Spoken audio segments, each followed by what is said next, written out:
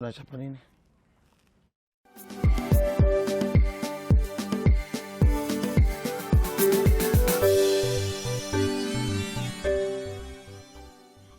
Nigatho muno murori wa Kameme TV uthiete na mbere na kwirorera Kameme TV muthegi wa ruriri na ota uguo urathie na mbere na kuona ni turathie na mbere na gukurehera maundu maria marahanika muthenya wa muthi o uguo ithurano cia wamurani irathie igitafanagio twambe tukuririkania ati kiama kia ODM ni giakorwo giakanja ithurano kana ithurano cia wamurani iria cigukoretwo ciagirire gwikwo muthenya wa muthi guku mwena wa Nairobi na o uguo rona hau TV ne yaku ni ati ona kuria mwena wa Migori Ochilo ayako ni akorwo akirega maumirira ma githurano kia ODM kuria mwena wa Migori na ona kio ni giakorwo gikirehe ngucanio na turakorwo tukirumirira uguo uria kurathie kuria mwena wa Migori twina mwandiki witu wa mohoro ugwitwo Caleb Ratemo na tugukorwo tukinyitarira nake thutha wa icinda ritari coho nigetha tukorwo tukimenya niki kiraria kuria kiria kingi reka twambe tuthie kuria mwena wa Migori twambe tuthikiririe uria kurathie na mbere. Tallying is going on and results are being announced. That really smacks of mischief. I haven't sensed defeat because I don't even know what my results are. But from the results that we are hearing, you, for example, find in a particular constituency or a particular sub-county, one candidate in Rongo for a senatorial seat is getting 40,000 votes, which surpasses what both governors, and very strong for that matter, are getting. So it tells you that there's something really wrong. And this is a candidate who you take him to the next sub-county, he does not even manage to get 0 votes. Thank you very much. Your name and my name is Sir Gordon Ogola, the incoming senator from Migori. Yes. Which were you part of that team that went for the order? I went for the order the moment we learned, because I had left and I was going to sleep. And then we were told the process is on again. So we all congregated together and went for the order and obtained the order, and we have served it. Who assigned the order, please? The order has been signed by the chairman of the tribunal, that is Mr. Mdaizi. Yeah. thank you. Thank you very much. Alfred Thank Mdaizi. you very much, Mheshimiwa here. Yeah, I just want to say. Yes, issues abounding.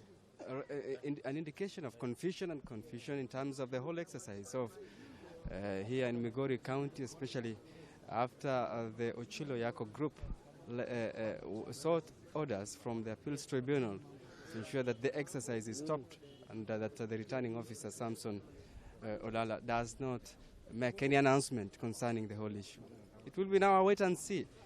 But from here, K24 will keep you on posted on the happenings and the incidents so that we ensure that the exercise is up to you and you're up to it. Yes, I'm back to studio. Ian.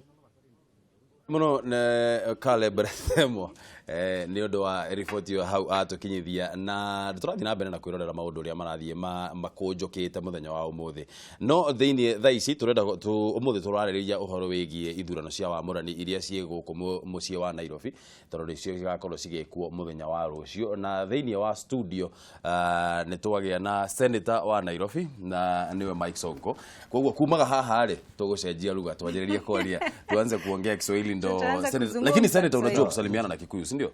Si usalimie watazamaji wetu kwa njia ya Kikuyu. Muragarige. Unaweza sema pia kohana atia. Kohana atia. Andu aitu. Na tunake wage shidage kiriga. Tutakuwa tukizungumza sasa lugha ya Kiswahili. Ukiwa na jibu swali unaweza tutumia kupitia hiyo nambari ambayo iko katika runinga yako niyo 21182 na tutakuwa tukizungumza na ndio umesikia tuko na senator wa Nairobi Mike Mbuvi aka Sonko na ni mwenye anawania tiketi ya kuwa governor Nairobi na ni kesho. Labda unaweza tuambia mmejitayarisha vipi? Mimi nimejipanga na nafikiri watazamaji watani elewa sauti yangu kidogo ni mbaya. Nimekuwa nikijaribu kuongea mashinani na wananchi kutafuta kura. Mimi nimejipanga, nimekuwa tayari kutoka siku ya kwanza, nimemobilize supporters wangu, nimemobilize agents wangu, security yangu ya kuchunga kura, sababu kuna uvumi ambaye mimi siamini inasemekana sijui inapangiwa, kuibiwa. Lakini tukiangalia mashinani watu wanaleta siasa ya division, siasa ya chuki, kusema ati watu wataletwa kutoka Murang'a, iko all over the social media na WhatsApp groups. Ati watu kutoka Murang'a na Kiambu hata waje wapigie mpinzani wangu. Lakini mimi nasema hiyo ni propaganda, sababu pia wananchi wa Murang'a na Kiambu wanajua ile kazi mimi nimefanyia rais. Na rais wa ukabila, yeye ameshikilia kabila zote. Kwa hivyo kuanzia kabila ya rais, kabila yangu na kabila zile zingine zote, yeye ni rais wa Jamhuri ya Kenya. Na sisi Wakenya wote ni wamoja. Kwa hivyo hiyo propaganda, mimi naomba wananchi wa Kiambu, wananchi wa Murang'a, wale ambaye propaganda inasambazwa kuharibu uhusiano yangu na jamii fulani, mimi niko na imani na nyinyi, na hata wale walijiandikisha kura Nairobi niko na imani na nyinyi. Naomba the will of God prevail, will ya Mungu ifanye kazi yake. Labda umesema kwamba uko na maajenti wako ambao umeweka katika kila mahali ambapo kutapigwa kura. Na labda na bado umesema kwamba una amani na una imani na watu watakuchagua. Mbona uko na imani na bado uko na ajenti wako na watakuwa wakifanya kazi? Niko na hiyo, unajua kuna propaganda ambayo ina circulate. Unajua mpinzani wangu yeye amezoea kutumia propaganda machinery. Hata akisimama rais alikuwa na kura milioni 1 na akapata kura 70,000 peke yake. Gatanga alipata kura 7,000 peke yake. Nairobi alipata kura 10,000. So hiyo propaganda ndio najaribu ku neutralize, kuwa sisi wa Kenya sote ni wamoja, tuache tofauti zetu za kisiasa. Niko na imani na hivyo ambayo nimekwambia, maagency niko nao. Kusema kwamba watakuwa wakitangaza zile vitakuwa zikipigwa kura, watakuwa wakitangaza pamoja na wale wa Jubilee. Watakuwa wakitangaza pamoja na sisi, tutakuwa na records zetu, tutakuwa na tallying center yetu. Na kwa kila polling, kwa sasa sijapeana official list ya agents wangu. Tutawajua polling stations zikifunguliwa asubuhi. Niko nayo na ni siri yangu kwa sasa. But pia nimepata support ya Nairobi University, Kenyatta University, kuna youth wanani support, na kila youth from the university atakuwa ndani ya polling station na simu. Tutakuwa tunaenda live. Na nimenunua enough power banks, simu kwenda live from 4 AM mpaka tali tunafunga. Kila polling station naeka 3 university students, na bado kuna agents from that area, hiyo area ambayo polling station iko. Ukisema inaenda live, unasema inaenda live wapi? Kwa mtandao? That is by strategy. Niko na timu inaitwa anti-rigging team. Sababu propaganda zile ziko ni mimi niibiwe. Nimekuwa kwa chama, watu wanadhani nitatoroka, sijatoroka. Mimi nimeamua kukufia kwa chama. Kama ni wanasema wataiba, mimi niko na anti-rigging team yangu. Na pia naona ninapoongea mingi na toa siri zangu kwa wapinzani wangu. Hiyo tunaweza skip kwa sasa, tuende kwa swali. Mheshimiwa, umesema kwamba nani anataka kukuibia kutoka propaganda. Nafikiri wewe si mgeni kwa siasa. Na kwa Jubilee tuko na changamoto kubwa sana. Na mimi ni mfuasi mkubwa wa chama. Lakini vile naona hii kitu inavyoenda Nairobi, hii kitu tunaenda kuipoteza. Acha niambie watu kweli. Kwa sababu sasa hata na hii si propaganda, intelligence, na nimeconfirm na niko na ushahidi. Wapinzani wetu, mtu kama Gavana Kidero, kiongozi wa chama cha ODM Raila Odinga, tayari wamelipa watu fulani. Wengi wao wamekataa. Lakini percentage wao watakuja, watajitokeza kupigia kura the weaker candidate. Nyinyi mnajua weaker candidate ni nani Nairobi. Watakuja kupigia weaker candidate, mpinzani wangu, ndo aingie, ikuwe rahisi kumunyang'anya rais wetu hii kiti ya Jubilee Nairobi County. Ushahidi huu ambao unasema uko nao, kwa sababu kama uko na ushahidi, basi si unafaa kuwa umeenda kwa aidha kwa chama uende uripoti, wanajua chama ama uende kwa polisi uripoti kwa polisi. Sina haja kuripoti kwa polisi kwa sababu kwa siasa huwezi ingisha kila kitu polisi. Chama inajua. Lakini siwezi jua ni kwa nini sisi kama chama tuna gamble. Angalia chama kama NASA imepea Kidero direct nomination sababu ya loyalty yake kwa chama.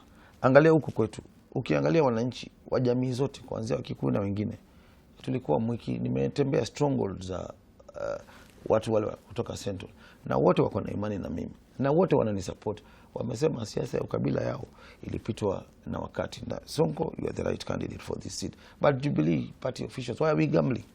Badala huyu mpinzani wangu atafutiwe kazi afanye, nipewe kiti nisaidie rais kudeliver Nairobi, but watu wanaleta siasa mingi. Sijui kabila yangu ni mbaya, sijui mimi degree yangu iko na miaka 2, sijui huyu mwenzangu amesoma ngambo, mimi sijasoma ngambo. Nani wenye wanataka labda wewe usiwanie hiyo kiti katika chama cha Jubilee? Wale watu wanafanya siasa ya ukabila ndani ya chama. Wakikuyu wenyewe hawana shida na mimi. Mimi mwenyewe sina shida na Wakikuyu. Niko na uhusiano mkubwa sana na Wakikuyu, nimekuwa nikiongea, nataka kurejelea hiyo. But hawa watu wa chama wengi wao kutoka huko Gatanga, wakubwa wa chama, huyu mtu ni project yao, si project ya rais. Hata tusiingishe rais kwa hii. Lakini Senator, na pole kwa sababu ya kukatiza hapo. Wacha niulize, huu mvutano ambao uko ndani ya Nairobi katika kuwania kiti cha ugavana, unaona ni kama hauharibu jina ya rais, kwa sababu umesema tusiingize rais katika unaharibu jina ya rais, kwa sababu ukiangalia mtu kama mimi qualification ya gavana niko naye. Mimi nimekuwa na rais kabla akuwe rais, tukifanya kazi na yeye na kina marehemu Michuki. Rais akifukuzwa PNU akiambiwa wewe ufai, uko na kesi hegi, Wakenya wako tayari kuchagua Mkikuyu mwingine. Wale wakubwa wa handlers wa Kibaki wakamkataa, rais akachana na PNU, tukaform chama kingine, TNS akaja akakuwa chairman. Tulianza mimi na rais kwanza tukiwa wawili kuzunguka Kenya mzima, Samburu, Coast, Ukambani mpaka TNA ikaanza kuwa famous. Tukaanza kupigana na kesi ya ICC na maombi ya wananchi wa Kenya wakatusaidia. Kule sisi tukasumbuana na wazungu na mambo mingi tukamaliza hiyo kesi mpaka rais akaapishwa akakuwa rais. Mimi chama hata ningekuwa nimetoka kitambo, nimepigwa. Watu wa bunge Nairobi wamejiunga kikabila. Nimekuwa senator miaka 5, mbunge miaka 2, nimefanyia wananchi kazi, nimekuwa mzuri kwa rais, mzuri kwa serikali. Hizi siku zote nimekuwa mzuri. Lakini shida imeanza wakati mimi nimesema nataka kuletea rais na chama hii kiti ya Jubilee. Hapo ndio ikaanza vita mingi, wabunge wakashikana, wakaenda Gatanga kwa mkutano na huyu mpinzani wangu, wakakubaliana vile walikubaliana, wakakuja wakasema huyu mtu ashapewa ati direct certificate na chama. Iko wapi hiyo direct certificate sahihi? Mbona tunaenda nomination? Walikuwa wanaleta tu propaganda mashinani. Na mimi wakati napigania rais, kabla kuwa rais, mimi nilimpigania rais, sikujali yeye ni kabila gani. Mimi nilijua ni rafiki yangu, ni ndugu yangu na ni rais wa Wakenya wote including kabila yangu. Labda mheshimiwa, ushaitwa ukakalishwa chini ukaambiwa na wapinzani wako tunataka uachie huyu kiti ndio wewe ukue katika hii. Mimi ile njia mbaya ambayo walitumia, mimi ushinda na rais kila siku na deputy president kila siku, na hakuna wakati rais ameniambia Sonko wachia huyu hii kiti.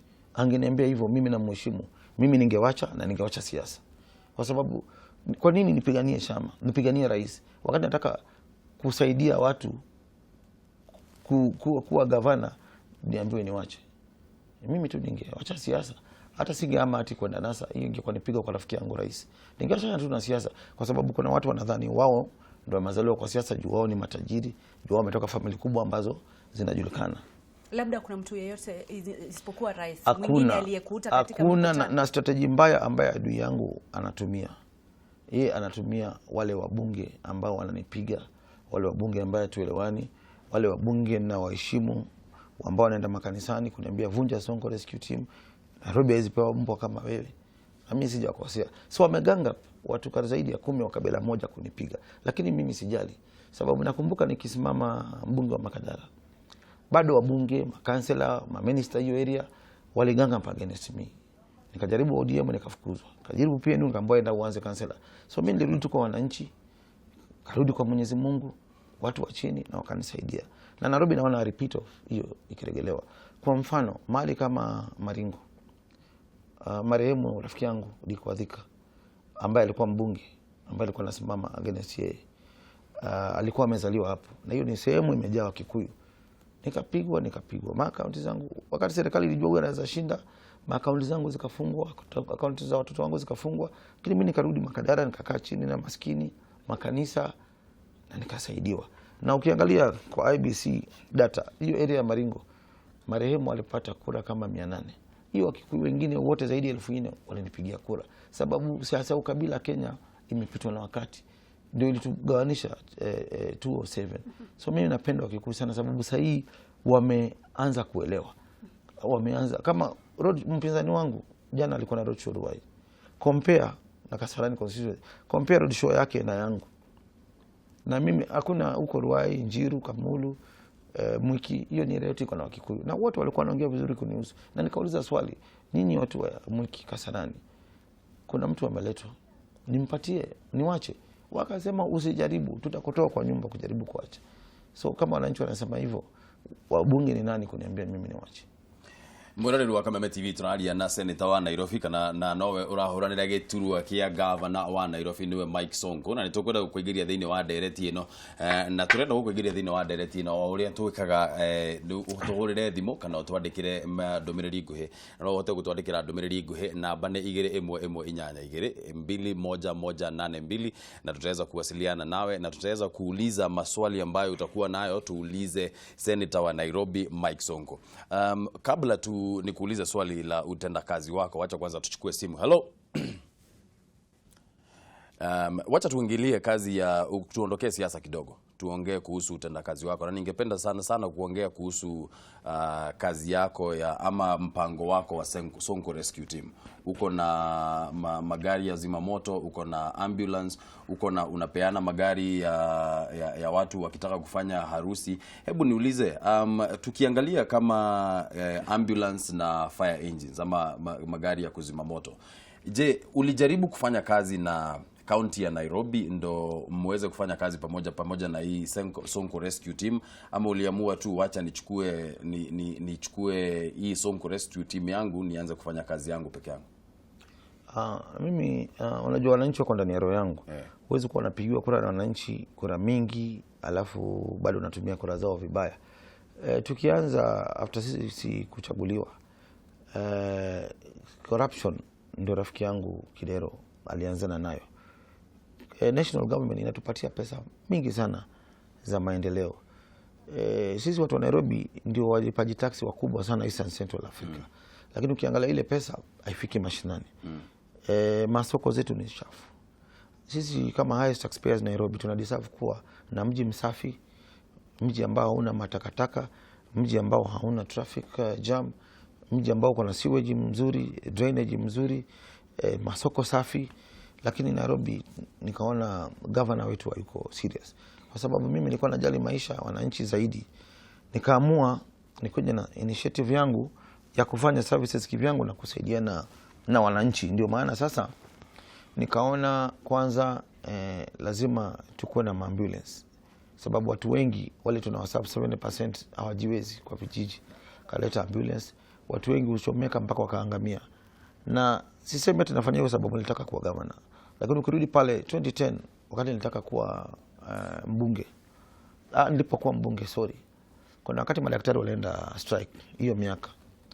Na mimi nakumbuka wamama walikuwa nakufia kwa manyumba. Nikaenda kwa vijiji za Makadara constituency, kachukua wamama wote, wagonjwa wote, nikakubaliana na Nairobi Hospital wakakubali. Kalipa pesa kidogo, hao mama wakatibiwa wote. So si mambo ati nafanya sababu nilitaka kuwa governor. Ni mambo ambayo nafanya sababu mimi nimetoka kwa familia maskini sana. Naelewa vile maskini wanapata shida. Naelewa mtu anaweza kosa hata pesa ya kwenda Pumwani kuzaa ama Kenyatta kuzaa, atembee na mguu. Ndio nikaona nianze hizi services za kusaidia wananchi. Na kando na ambulance na vifaa za wazima moto, bado pia tuko na shida ya maji kwa estate zetu. Kuna ile bill ya Senate water bill ilikuwa accented na rais akaipitisha, lakini haijakuwa implemented. Huwa inachukua miaka for a bill on an act kuwa implemented. So sahi as we are talking niko na water boozers, water tankers ambazo napeleka maji kama huko Kuinda slums, Mkuru kwa Jenga, Mkuru kwa Ruben, Dagoreti, kila mahali napea wananchi maji. But bado hiyo si permanent solution kwa problem. Huwezi kuwa unapelekea maji watu kila siku. Lakini unapata sasa niko na modern borehole drilling machines. Lakini unapata kuna siasa. Unataka kuchimba borehole, serikali ya county inakuzuia na kunyima license, NIMA inakunyima license sababu unaambiwa ati sababu unataka kusaidia wananchi ati una form serikali yako. Na mimi sina ubaya, siwezi form serikali yangu. Haja yangu ni wananchi wasiteseke. Na sasa hii already tunavyoongea. Niko na permanent solution ya wananchi ya maji Nairobi. Kwa ile survey nimeifanya, kuchimba maji Nairobi chini ni 180 meters peke yake. Na kuchimba borehole moja ni siku 2 peke yake. Kwa hivyo mimi nikichaguliwa kama governor, hizi estate zote za Nairobi slums, huko kwa matajiri, huko kwa maskini chini. Mpango wako ni kutoboa mashimo. Kwa sababu pia hatuwezi laumu national government kwa sababu kuna wakati wa kiangazi ambayo maji hupotea. Nikukatize tu ndio tuchukue simu alafu tuendelee. Haya, hello. Horo wako? Ndio. Witagwa teno ratuhurira kumako?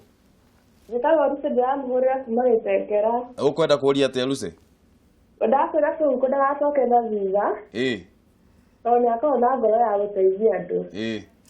Ngai nĩekũmuonekanĩra. Unaweza ongea kwa Kiswahili tafadhali ndo angalau senator akusikie? Senator. Yes. Ni saina kuita gavana. Asante sana. Ile maombi na kuombea unakuanga na roho ya utu kusaidia watu. Asante sana. Ina maombi tunakuombea utapita. Haya, asante sana Lucy kwa simu yako. Na labda nikirejelea katika swali lenye Mburu alikuwa anauliza. Kuna mtu mwenye nchi wa kawaida. Ulikuwa senator na yeye ule mwenye wa ODM ni governor. Mlikuwa mnafaa kufanya kazi pamoja sababu mlikuwa katika Nairobi. Kuna mtu hajaelewa kwa nini kukawa na shida hizi zote ilhali mlikuwa mfanye kazi pamoja. Lakini mimi siwezi fanya kazi na mwizi. Huyu ni mtu anapewa pesa mingi na alete mashinani. Kila kujaribu mkiongea mfanye kazi na yeye ni uwizi, analeta ile katela alimaliza nayo Mumias ndio ameregesha hapa Nairobi. Na alinyang'anya watu mashamba mingi sana. Ile makesi ya mashamba watu wamenyang'anywa ya Wakikuyu, ya Wahindi, ya makabila zote zile nimeregesha, na masoko na mashule ni gharama yake sasa ni 40 billion. Siko kila mahali kwa YouTube, niko na hizo video, lakini ni vile kuna wakati ya kuachezea zote, lakini niko na documentary leo kwa K24, kwa KTN, kwa Citizen, kwa NTV, kwa KBC, nimeziangazia hizi zote. Kuna PCA Karen, ile church ilikuwa imeenda, Karen Market ilikuwa imeenda, manyumba za Wakenya Karen Lavington, Kileleshwa, mashule mingi zilikuwa zimeenda, soko Ingara Market, Tsunami, zote nilienda kotini na nikaziregesha. Mheshimiwa, labda tuchukue simu tu ndio alafu tuendelee. Hello Kameme. Tunazungumza na nani kutoka wapi? Naitwa Lilian. I'm calling from Laikipia. Okay, Lilian, unataka kusema nini? Naitwa Lilian, napigia kutoka Laikipia.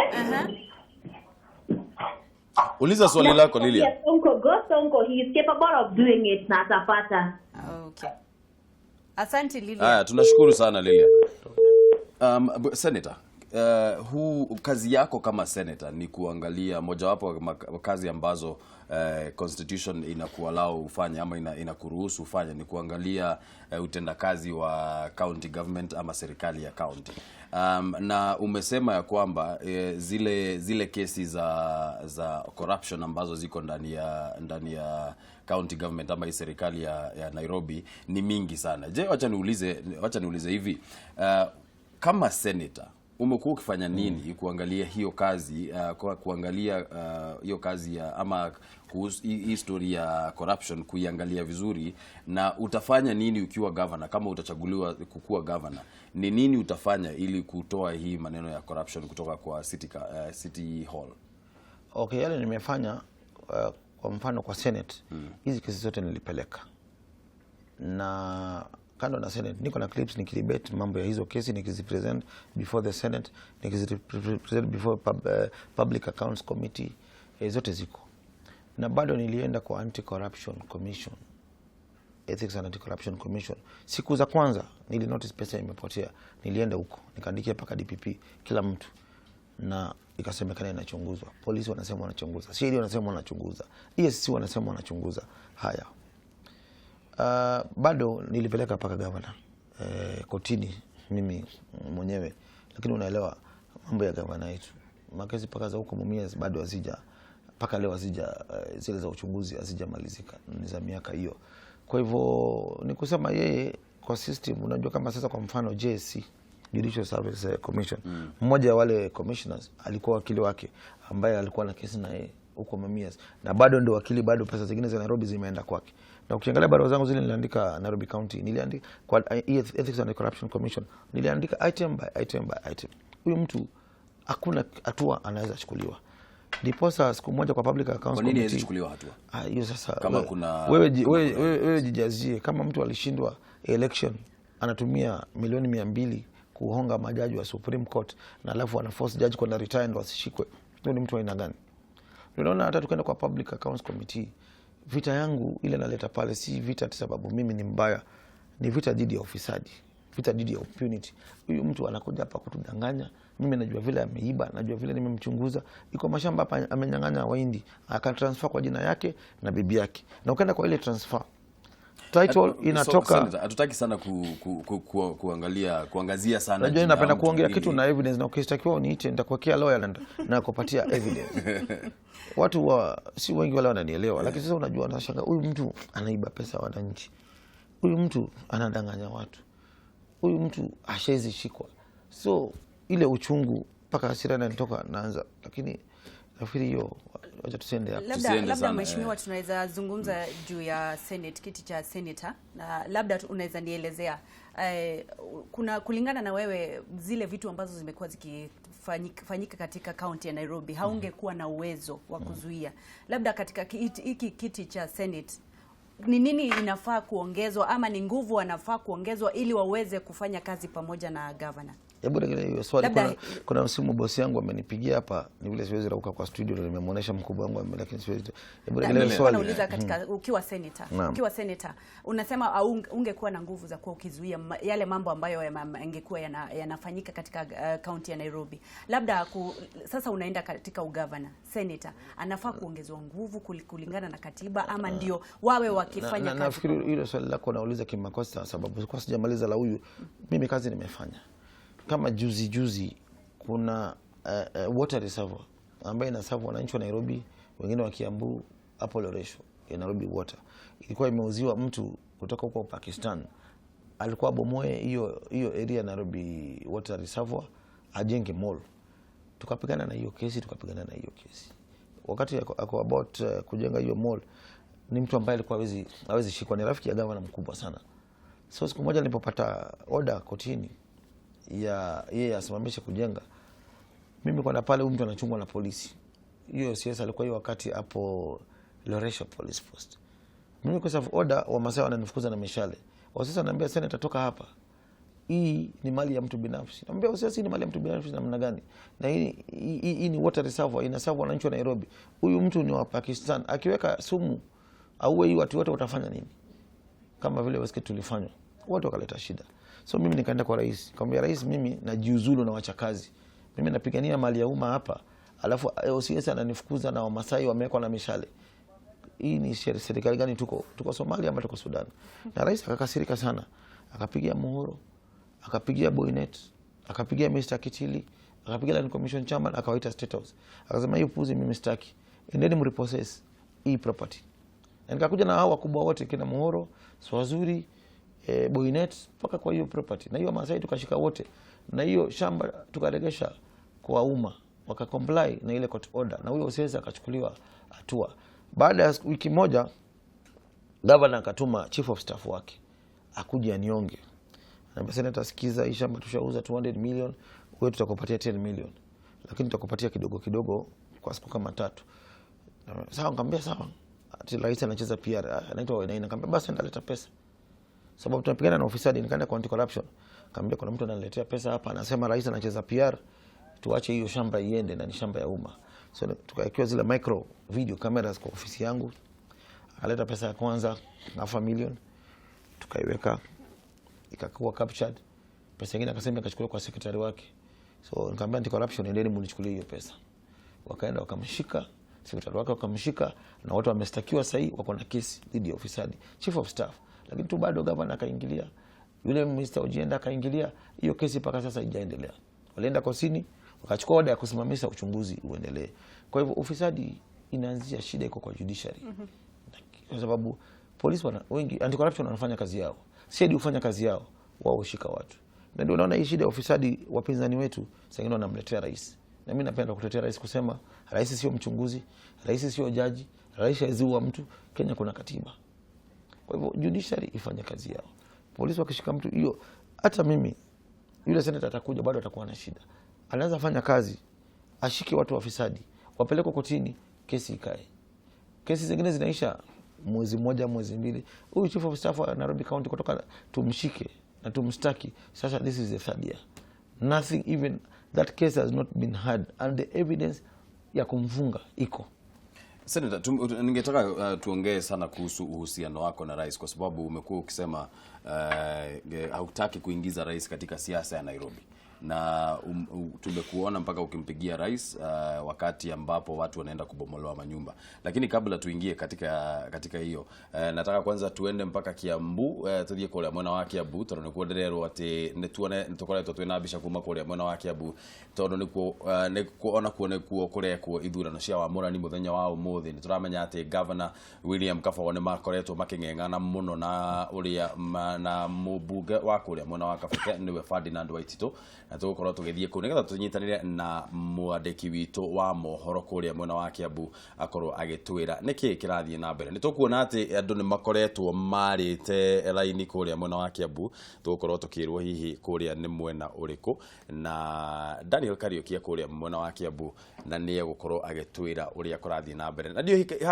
kana hihi Daniel muthuri Kariuki ni urajigua otwire atiriri niki kirathie na mbere kuria mwena wa Kiambu? Niturona andu marite raini, uhoro wa wikia wa kura wanjiriirie thaa cigana? Thengi muno Buru wi mukuria studio citu cia Kameme TV, o toguo rakiuga tuguko tuikarite twi gangari muno gutigirira ati turakureherera uhoro uyu wa imwe kwemwe kuma county ya Kiambu, twi gicigo kia ubunge gia Kabete thini wa polling station ya Wangige primary guku county ya Kiambu. Na toguo rauga andu ni meumiritie ofio uguo wakiona mbica-ini icio, andu no uguo urona muraini munene no fagitwa handu metereire gukorwo makiingira thini niguo makorwo magikia kura gutigira ni makiamurania no gagikorwo akirirukia federa ya kiama kia Jubilee wona yagikinyira mweri wa August mwaka uyu wa 2017. Ari iturwo stiganite kia governor kia uri ogagikora kirugamirira atumia o hamwe na kia ubunge na MCA, na giti kiria kiroretwo muno iguru ni giti kia governor, tondu gukire na otogu agikorwo agitariria hau andu eri aria makoretwo magititimurana muno thini wa gituro kiu kia governor hamwe na Ferdinand Waititu ariwe mubunge wa gicigo giki kia ubunge gia Kabete o hamwe na governor wa county no ya Kiambu William Kabogo magititimurana na Ferdinand Waititu aka baba yao naguo makimwitaga. Na riu umuthi rucini gicigo giki kia ubunge kia Kabete kuhingurirwo tene muno, no githurano gikorirwo gikianjiriria mathaa ma thinacara na nuthu uguo gukinyiria kindu themu uguo andu ni mekwanjitie gukinyia kwikinyia kwa uingi nigetha gutiga ni makorwo magiciriki kana magikorwo magiikia kura ni gutigirira ni makiamurania andu acio. Na ndungi utuko wa muthi wa gukio muthi nitukoretwo tukigua ati kumana nugukwiragwo ati uria ari mubunge wa kuna aru agitege kia governor Ferdinand Waititu ni ukoretwo makirehana iguru hanini na gutitimurana na governor kuria thini wa cukuru wa high school wa Kiambu High, na ndeto icio ndigukorwo tukifuatirira kumenya niki githire na mbere kuria uguo thini wa cukuru ya boys ya Kiambu High. Na undu ungi nyingi ukoretwo kiumiria ni ati gutire na githagathago na kiriko gikoretwo githi na mbere gukuona andu uguo mekinyitie mahorereire wega, gutire no horo wa vurugu kana andu gutengerania haha na hari uguo ati kwina mathina kana ona unyihu wa maratathi ma guikia kura, kugo kuonania thutha wa kiama kia Jubilee gukorwo makiuga ati ni gakorwo gigikika ringi muthenya wa umuthi ni marebangire gutigirira ati gutire na thina urakikorwo kiumira handu hau uguo. Oro hau nyingi mubunge wa gicigo giki kia ubunge kia Kabete Ferdinand Waititu ni akorirwo agiikia kura yake thini wa polling station ingi, na agikorwo agithie miene ingi gutigirira ati maundu ni marathie na mbere oro wega nigetha ni wakimenya ni maratitimurana muno na governor wa gukuguo nigetha tigirire maundu ni maikara wega mwena wake na hatire handu he uko na thina oro riku. Na muthenya wa Friday kana Ijumaa ya hitukire andu ni mekinyitie guku na makiaga gukorwo participate kama magithurana magikorwo makiinuka mari andu arakaru muno, no muthenya wa muthi ona makirakaraga oro uguo ni meumiririe tondu ni marenda gutigirira ni makorwo makiamurania andu aya nigetha magikinya kuria magikinya thini githurano kiu gigikinyira mweri wa August magagikorwo mebangite wega na kumenya mutongoria wao no. Na riu guku thini wa Kabete, cukuru wa Kabete, twina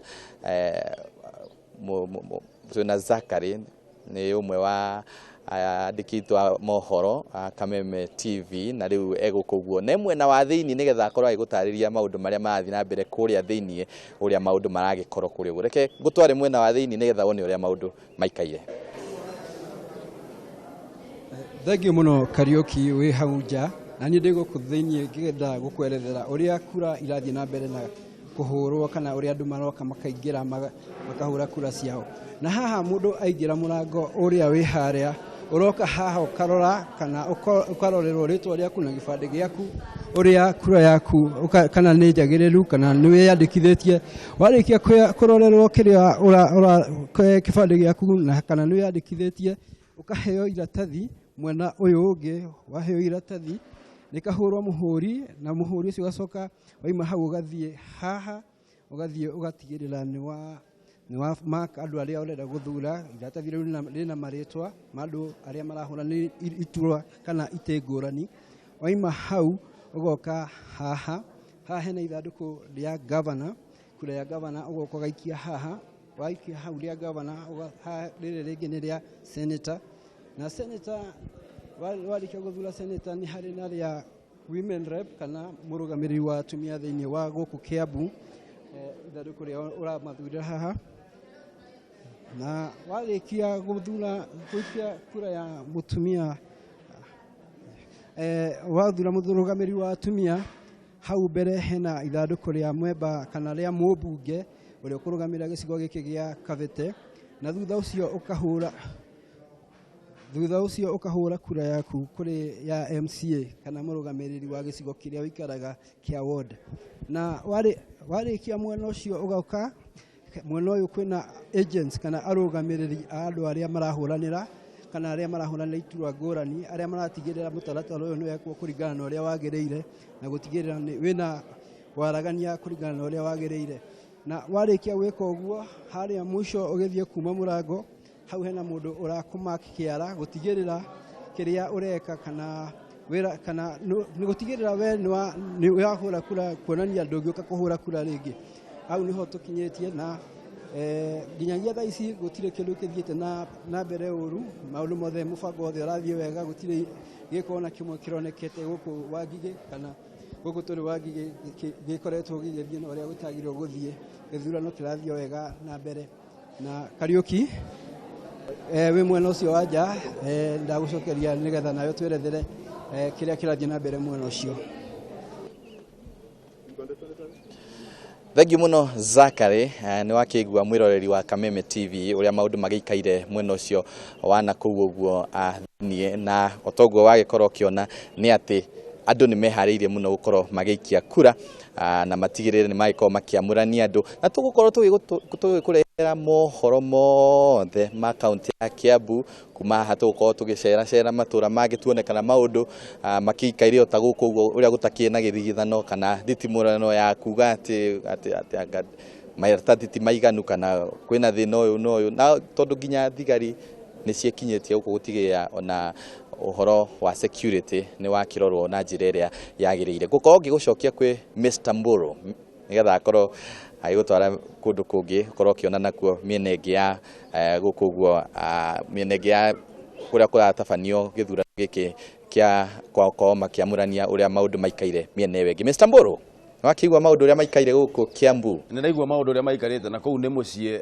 mundu gwitwo Kariuki na mbejuge na ndathomeire Kiambu hai koguo kou ni mucie muno mwena wa Kiambu, na ngakena muno tuona ati andu ni marathie na mbere na gwika maundu mao na kuhura kuikia kura na njira ya thayo. Koguo ni ngatho muno Kariuki ni undu wa riboti iyo yaku, na ni tugukorwo tugigucokerera nigetha utwire nakuo kundu kungi miena ngurani na hau kugite mbere uhoro wigie kabo Mbogo na Waititu uguo mekoretwo na ngucanio hanini kuria Kiambu hai nitugukorwo tugicokerera gwi Kariuki nigetha athie na mbere na gutwira muria guikaire no thaici wangeci kamuira tucokete gwi senatary ni ndrona andu ni maugite maundu thiini wa Facebook na Twitter andu ni mathiete na mbere na kwaria na riu ngukorwo ngithoma na githweri to ndirakiona marandikira mheshimiwa senator nigetha akorwo tutakuwa tukisoma na naenda katika Facebook ndio tusikie vile watu wanaendelea kusema. Tunaona mtu anaitwa Mbogwa Mufao hapo ndani kama kawa baba, kesho tuko pamoja sana. Ona kika kiuga Jega Anthony tuko pamoja, Wanansigi Kudimukoroini tuko pamoja sana. Mwagi kama anasema hello team Rikiratha, salimia Sonko na umwambie tuko pamoja sana. Ruth Mwangi wa Igikiro Githurai Locked, na mtu kutoka Saudi Arabia anasema na wish ningekuwa ninakuja Nairobi ningechagua Sonko. Edwin Mushiri Edu, we are behind Sonko no matter what, tribe means nothing. Princess Lilian Towers Mujhad, korwo kura yako ni ya Nairobi daikiria Sonko for he deserves it, go Sonko go, anasema na angekuwa wa Nairobi. Na Karis wa Santon, Sonko tosha, mtu mwenye utu, mtu ambaye hana ubinafsi na hana ukabila. Ni moja wapo ya zile semi zako katika Facebook.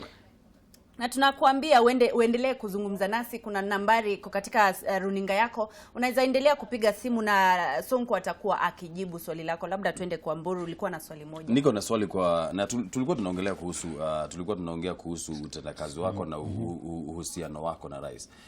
Tumekuona ukipigia rais simu na ukaweka kwa loudspeaker ili ajaribu kutatua shida ambazo watu walikuwa wanabomolewa nyumba balozi. Ebu niulize vipi wewe ukiangalia kulikuwa na njia ambazo zingine ungepitia kufanya jambo kama hilo, ama ni lazima ungepigia rais ili aweze kutatua shida ambayo ilikuwa pale balozi? Pengine nilifanya makosa kumweka rais kwa speakerphone, lakini sikuwa na otherwise hiyo siku. Kwa nini uko na? Kwa sababu kulikuwa na ubomoaji kama huo tena mahali inaitwa sio Kimau wakati mmoja, na manyumba ya thamani ya zaidi ya bilioni 5 iliweza kubomolewa kinyume ya sheria. Na baada ile kesi kuchunguzwa ikapatikana hawa watu walikuwa na stakabadhi ya ukweli, serikali ndio ilifanya makosa kubomolea wale watu sio Kimau. Na nakumbuka wakati nilikuwa mbunge na hiyo area mbunge alikuwa anaitwa Wavinyandeti, tukaenda naye mpaka pale, kulikuwa na polisi zaidi ya 400, askari, maumbwa, nini, mabuldoza. Unaona wamama wanalia, wengine wana faint, wengine wanakufa na stress wakibomolewa manyumba. Kwa hivyo sisi manifesto yetu ya Jubilee tulipitisha pale Kasarani kabla rais akuwa rais. Tulisema mambo ya ubomoaji ya manyumba, mambo ya illegal eviction, mambo ya kunyanyasa wananchi, hiyo itazikwa kwa kaburi ya sahau. Mimi nilikuwa nachunga jina rais na serikali yake. Sikutaka kuharibia rais siasa. Na hii ni Nairobi County na mimi nilikuwa senator. Na hiyo historia hapo mimi naielewa nikiwa MP. Hayo mashamba yaliibiwa na kina Wilson Gachanja, yule former commissioner wa land. Taja majina tafadhali wa senator. Juu niko na ushahidi za vile ziliibiwa. Haya, acha nitaje majina. Wakubwa serikalini ya Kibaki ndio waliiba yale mashamba. Mawaziri ambao wanajulikana, commissioner ya lands, walipoiba yale mashamba wakafanya subdivision, wakauzia watu. Kuna kama hapo mali nilienda kutetea, kuna Kenya Bankers Association walinunua shamba. Then bankers wakachukua mkopo kwa zile banks zilinunua hizo shamba, wakajenga manyumba vizuri, estate zikajengwa, watu wakanunua. Na watu kabla wanunue walienda lands kufanya search, wakapata shamba iko sawa. Wanalipa land rates kwa serikali, wanalipa serikali county land rates, land rate kwa serikali kuu. Wako na genuine title deeds ambaye si bandia. Alafu all of a sudden wacha nikumalizie. Ndio tuchukue simu. Nataka kumalizia hiyo mali ya simu ya speaker na airtime. Haya. Acha tukue. Hello. Hello Sonko. Habari yako? Tunaomba uongee kwa Kiswahili ndio senator aweze kukuelewa. Sawa. Nauliza. Sasa tukimchagua kama governor, mimi wa Kariuki South. Yes. Sasa tukimchagua kama governor wa Nairobi, atashirikiana na president kuhakikisha zile uwanja 5 zitajengwa. Sasa nauliza. Ni mikakati gani atachukua kuhakikisha rais amefuatilia ni mikakati gani atachukua kuhakikisha hizo uwanja zitajengwa? Haya, asante, tumeshukuru sana. Hizo uwanja ni gani? Karisi, hizo uwanja ni gani hizo 5? Labda atarejelea. Lakini maliza ile point yako kwanza. Ndio sasa watu ni wa Kenya. Na ile uchumi ya pale ilikuwa ni uchumi ya zaidi ya bilioni 10. Kuna hiyo tuseme nyumba ziko pale ilikuwa ni nyumba zaidi ya 4,000 ambazo zinaenda kubomolewa. Zinaishi watoto wa shule, zinaishi mabibi za watu, zinaishi family za watu. Kuna the biggest church in Eastern Central Africa, inaitwa Winners Chapel Church. Pia ilikuwa inaenda kubomolewa. Iko msikiti ilikuwa inaenda kubomolewa. Eagle Estate, iko Executive Housing Estate, hiyo Bangvilla Estate, Diamond Park 1, Diamond Park 2. Hapo si wanyama wanaishi hapo. Ni wa Kenya, working class kwanza, middle class. Watu wanafanya kazi kwa mabank, malawyer walikuwa wanaishi hapo. So mimi kuitwa na wananchi lazima ningeenda. Kufika pale nyumba zimeanza kubomolewa, kanisa inakaribiwa, nikaplead na polisi wanasema watanipiga na tear gas. Na kuna minister wa serikali nilimpata pale, anaitwa Felix Koskei, akisimamia ubomoaji. Nikasema hiyo haiwezekani. Kama minister ako hapa labda serikali inajua. Kuambia polisi wacheni mimi nitaongea na rais, wanasema wewe toka hapa na hiyo rais. Unajua polisi vile usengine wanaongea vibaya. Toka hapa wewe Sonko mama tukupiga na tear gas. So mimi sikuwa na otherwise. Sikumaanisha kukasirisha. Na rais hajakasirika na hiyo by the way. Kwa sababu na huyu ni rais the most accessible president in the world. Nimpigia tu rais simu moja hivi na akashika.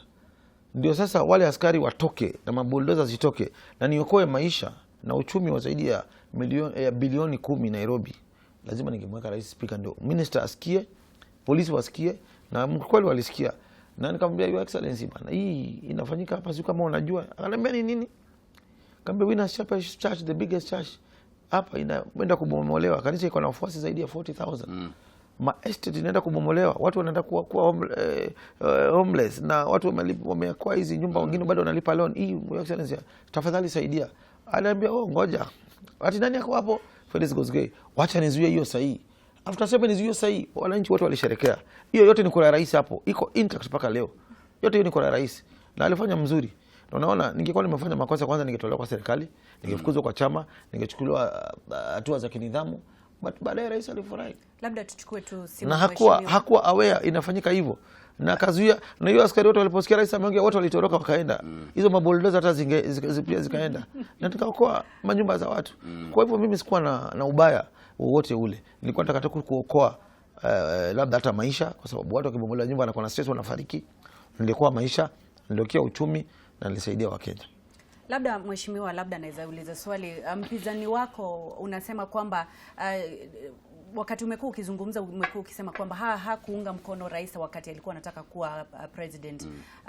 Labda huoni kama hiyo ni demokrasia? Na labda kabla hujajibu acha tushike simu kwanza. Hello?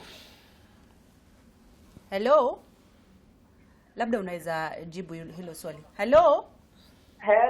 Tunazungumza na nani kutoka wapi? Teresia Wamboi. Kutoka wapi? Kutoka Nairobi. Labda unataka kusema nini Teresia? Nataka niseme hivi kuhusu hii Nairobi.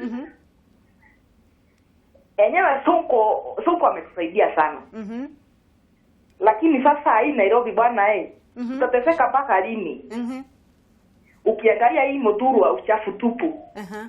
Ukiangalia hii chini hapa nani chini ukielekea Kikomba uchafu tupu. Ukienda na mtoto hapo ukirudi naye homa tayari.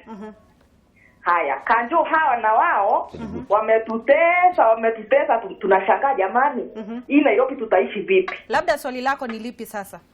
Sasa nilikuwa nauliza Sonko. Atatusaidia hivi Kanjo aache kutusumbua, manake kama juzi mimi nimepokonywa kitunguu yangu ya 30,000 na iliuzwa nikiwa hapo na Kanjo.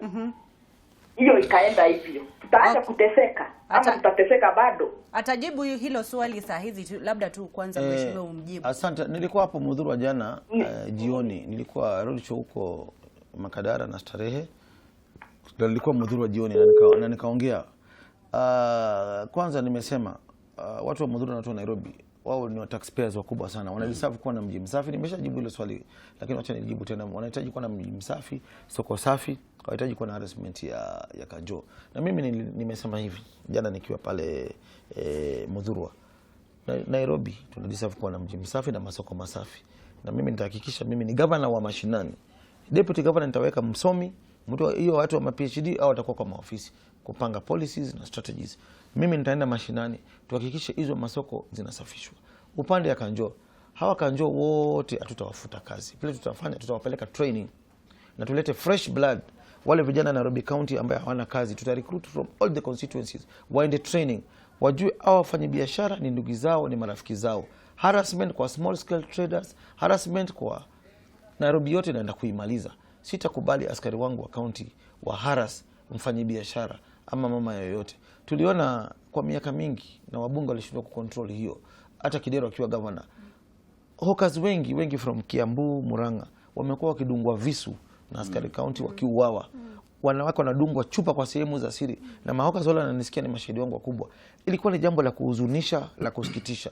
Mimi nikasema hii iwezekani. Nikaenda kwa director wa CID Moro nikamwonyesha mavideo. Angalia vile hawkers wanauliwa kama wanyama.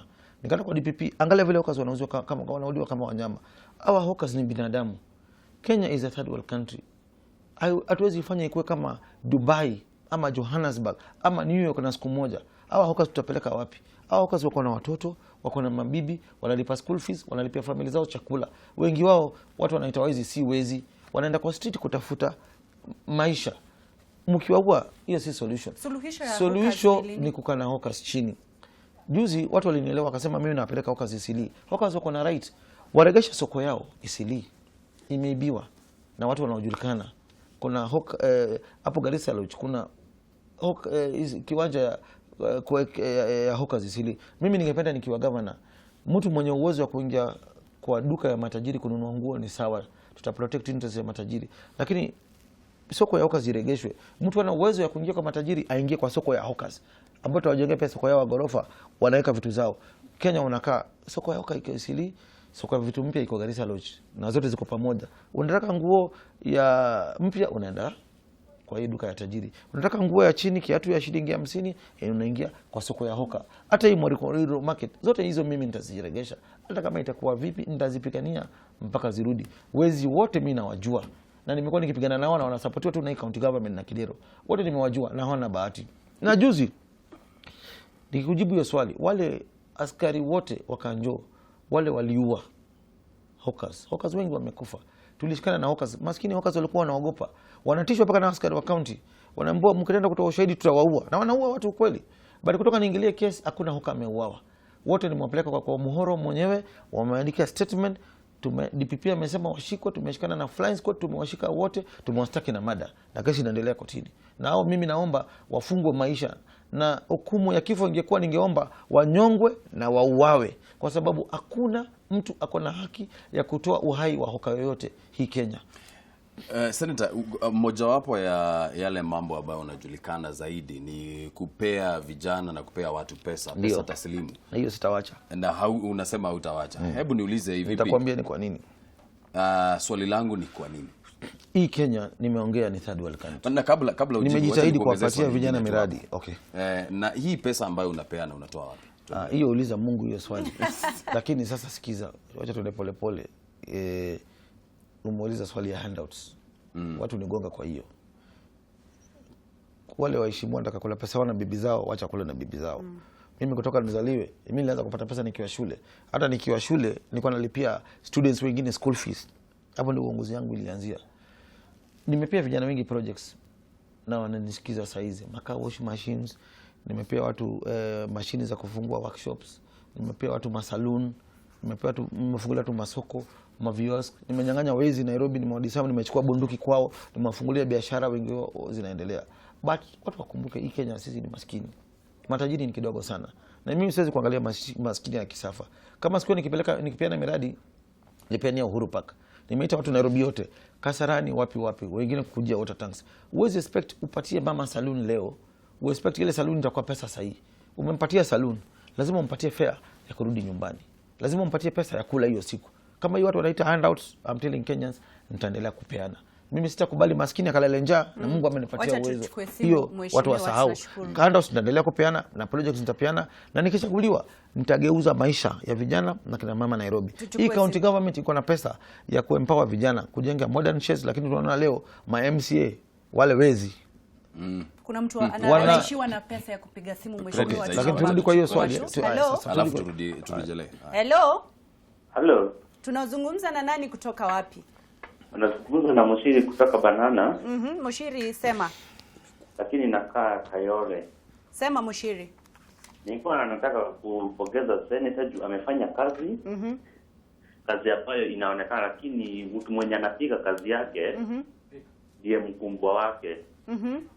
So unaweza sema kulabu nishukulia huko Kayole. Na nasema sisi vijana tuko nyuma yake. Na Senator asijali, mambo yote iko sawa. Sisi kama vijana tuko nyuma yake. Na mimi nasema hata niko shule. Nasema nikimaliza shule I will follow that senator mpaka nifike mahali Amerika. Asante sana. He is a good politician. Asante. Tulikuwa tumekwamia wapi? Hebu nikumbushe. Wacha tuchukue nyingine ya mwisho. Hello. Tunazungumzana nani kutoka wapi? Hello, huyu ni Mwenja. Niko hapa kaunti ya Nairobi, hapa upande wa Doni. Mimi nataka kuhakikishia ya kwamba Senator Mike Sonko tuko pamoja sana. Na kazi yake tumeiona. Na sidhani tuna mageuzi yoyote ama kubadilika mabadiliko yoyote ila kumchagua kama gavana wetu. Okay. Na ili tufanye kuendeleza maisha yetu na tuone mwananchi wa kawaida amefanya kusonga mbele. Okay, tunashukuru sana. Tuchukue tu moja ya mwisho. Hello. Hiyo imekatika. Tulikuwa tunaongea kuhusu handouts. Na kwa nini unapeana hizo pesa? Nimesema miradi nitapeana. Uwezi pia mama mradi ya salon leo. Uexpect atembee kutoka Uhuru Park mpaka Kasarani. Lazima mama hiyo siku akule, lazima apate fare. Na mimi nimezoea kula na wale maskini ambao ni wengi. Wale ambao wanataka kula na familia zao, wacha kula na familia zao. Anataka nikiwa na governor, hiyo minister izageuka. Pesa ile nasema ya kugeuza maisha ya wananchi nitaleta. Kama sasa hii modern sheds, MMC wanajenga. Wakijenga area za maskini wanawafukuza kwa sababu wanauza modern shed moja $500,000. Hakuna maskini anaweza afford hiyo $500,000. Kwa hivyo mimi vibanda ndio tutamaliza, lakini hatutawabomolea. Nitawapenda modern sheds na sitawalipisha, nitawapatia bure. Alafu hatuhitaji kutosha maskini.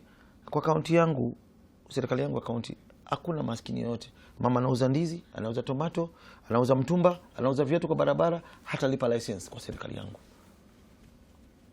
Ile pesa tunapata kwa national government ni mingi.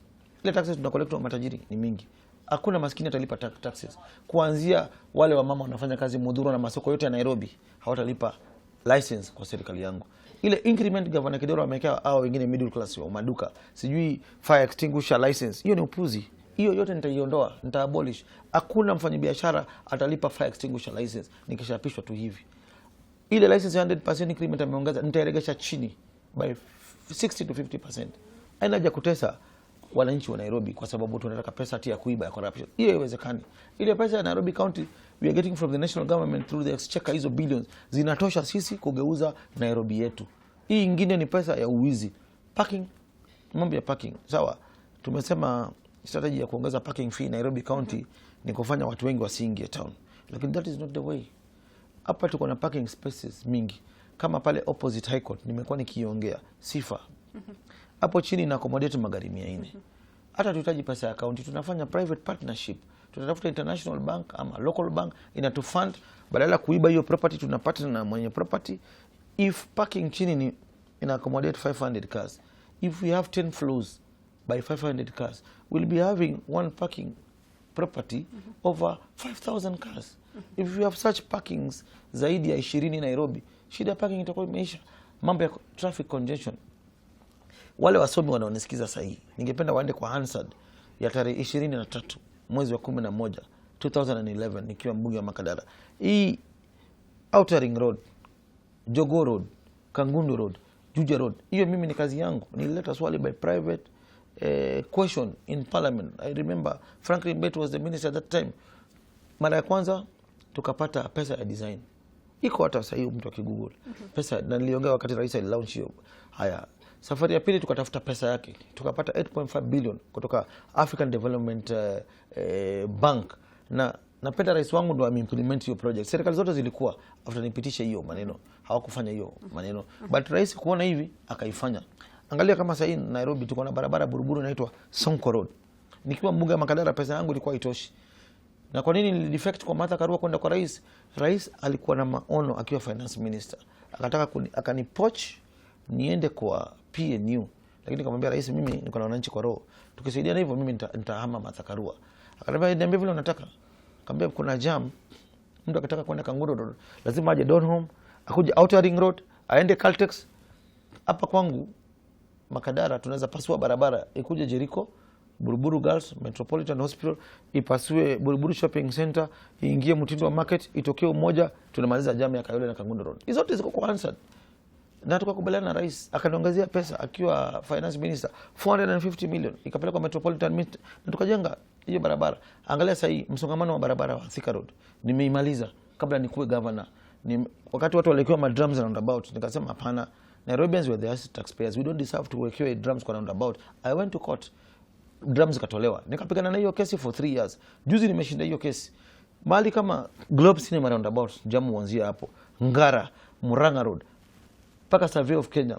Survey of Kenya unapata kumewekwa ati bumps, na hiyo ni highway, gari reduce speed ya 10 km/h ati wananchi wa cross na kuna pedestrian bypass. Na mimi napenda wananchi. So far kumeuliwa wananchi 90 pale. Walevi wanakuja wanapita na bumps, wananchi wanauawa. So nimeomba wananchi watumie pedestrian bypass. Mahakama ikasema I am right, hizo bumps zitolewe. Tuliwapea 60 days na hawajatoa. Na kushindwa kutoa, tapeleka contempt of court. Ikienda slow, mimi mwenyewe na Sonko rescue team yangu na vijana wa Thika Road nitamobilize, tutangoa hizo bumps na nguvu. Zile siku 60 zimeisha na wamenidharau. Minister amenidharau. Minister amedharau, koti amenidharau. Haya, county government imedharau, koti imenidharau. Hapo ndio watu wanasema sasa Sonko ni mbaya. Mimi sasa uanza vita ya strategy na serikali zote sababu ya kudharauliwa. Huwa sipendi. So hizo bumps kama nikura nitaharibu, wacha iharibike. Nitaenda kuzingoa na nguvu. Magari traffic iflow Thika Road. Tukifanya hivyo tutaflow traffic Thika Road, Murang'a Road, Ngara, Globe Cinema roundabout, tutakuwa tumefungulia traffic pande moja. Haya, upande wa barabara mbaya bado zina cause. Already mimi sahi as you are talking nimepata na kampuni inaitwa Avery Limited, tumeacquire machine ya pilot project from London. Tunatumia strategy ya London. Barabara serikali hatutangoja tenda ipitishwe na national government ama county government.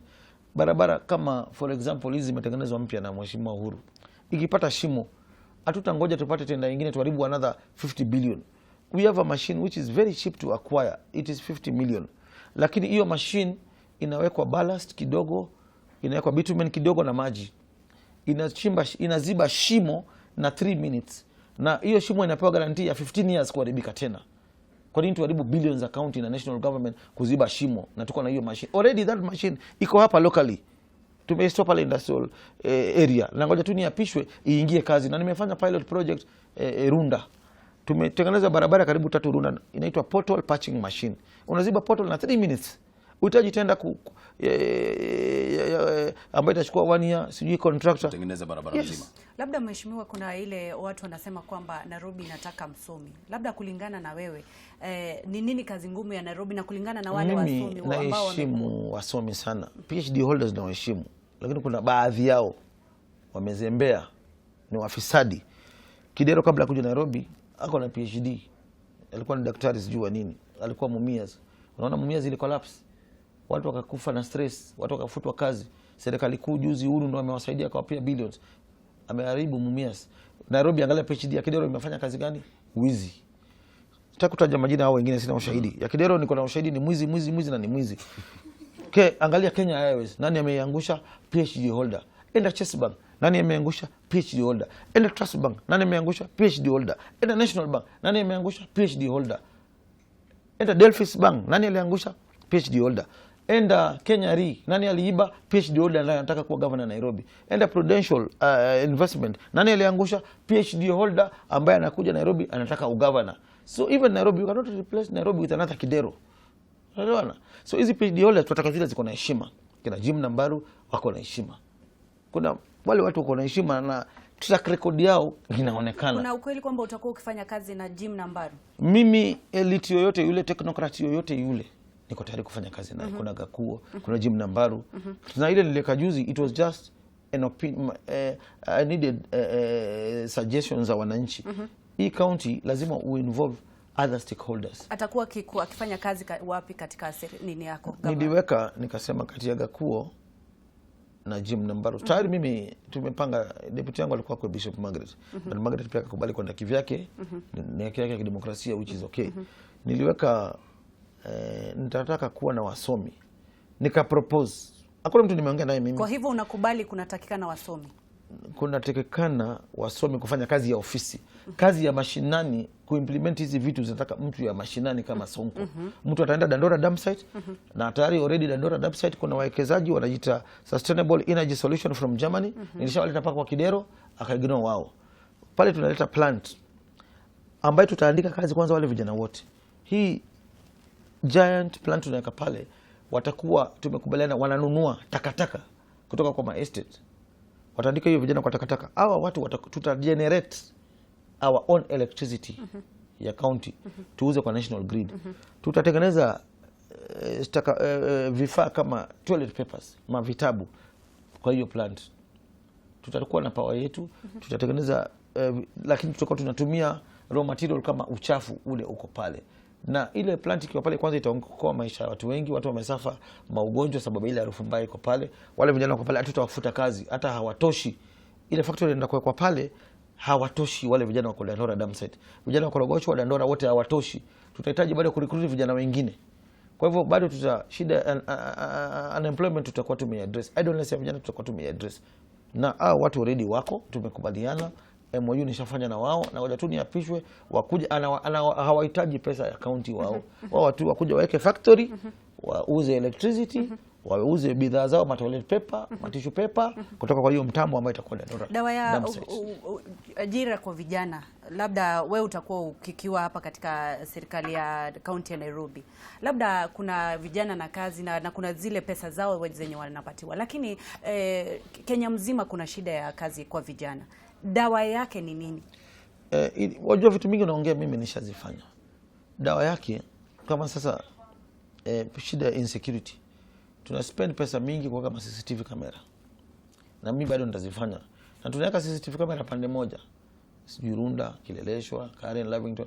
Mimi nitaka CCTV estate zote Nairobi. South B, South C, Buruburu, Githurai, Kasarani, Mwiki, kila mahali, Kangemi nitaka CCTV kamera.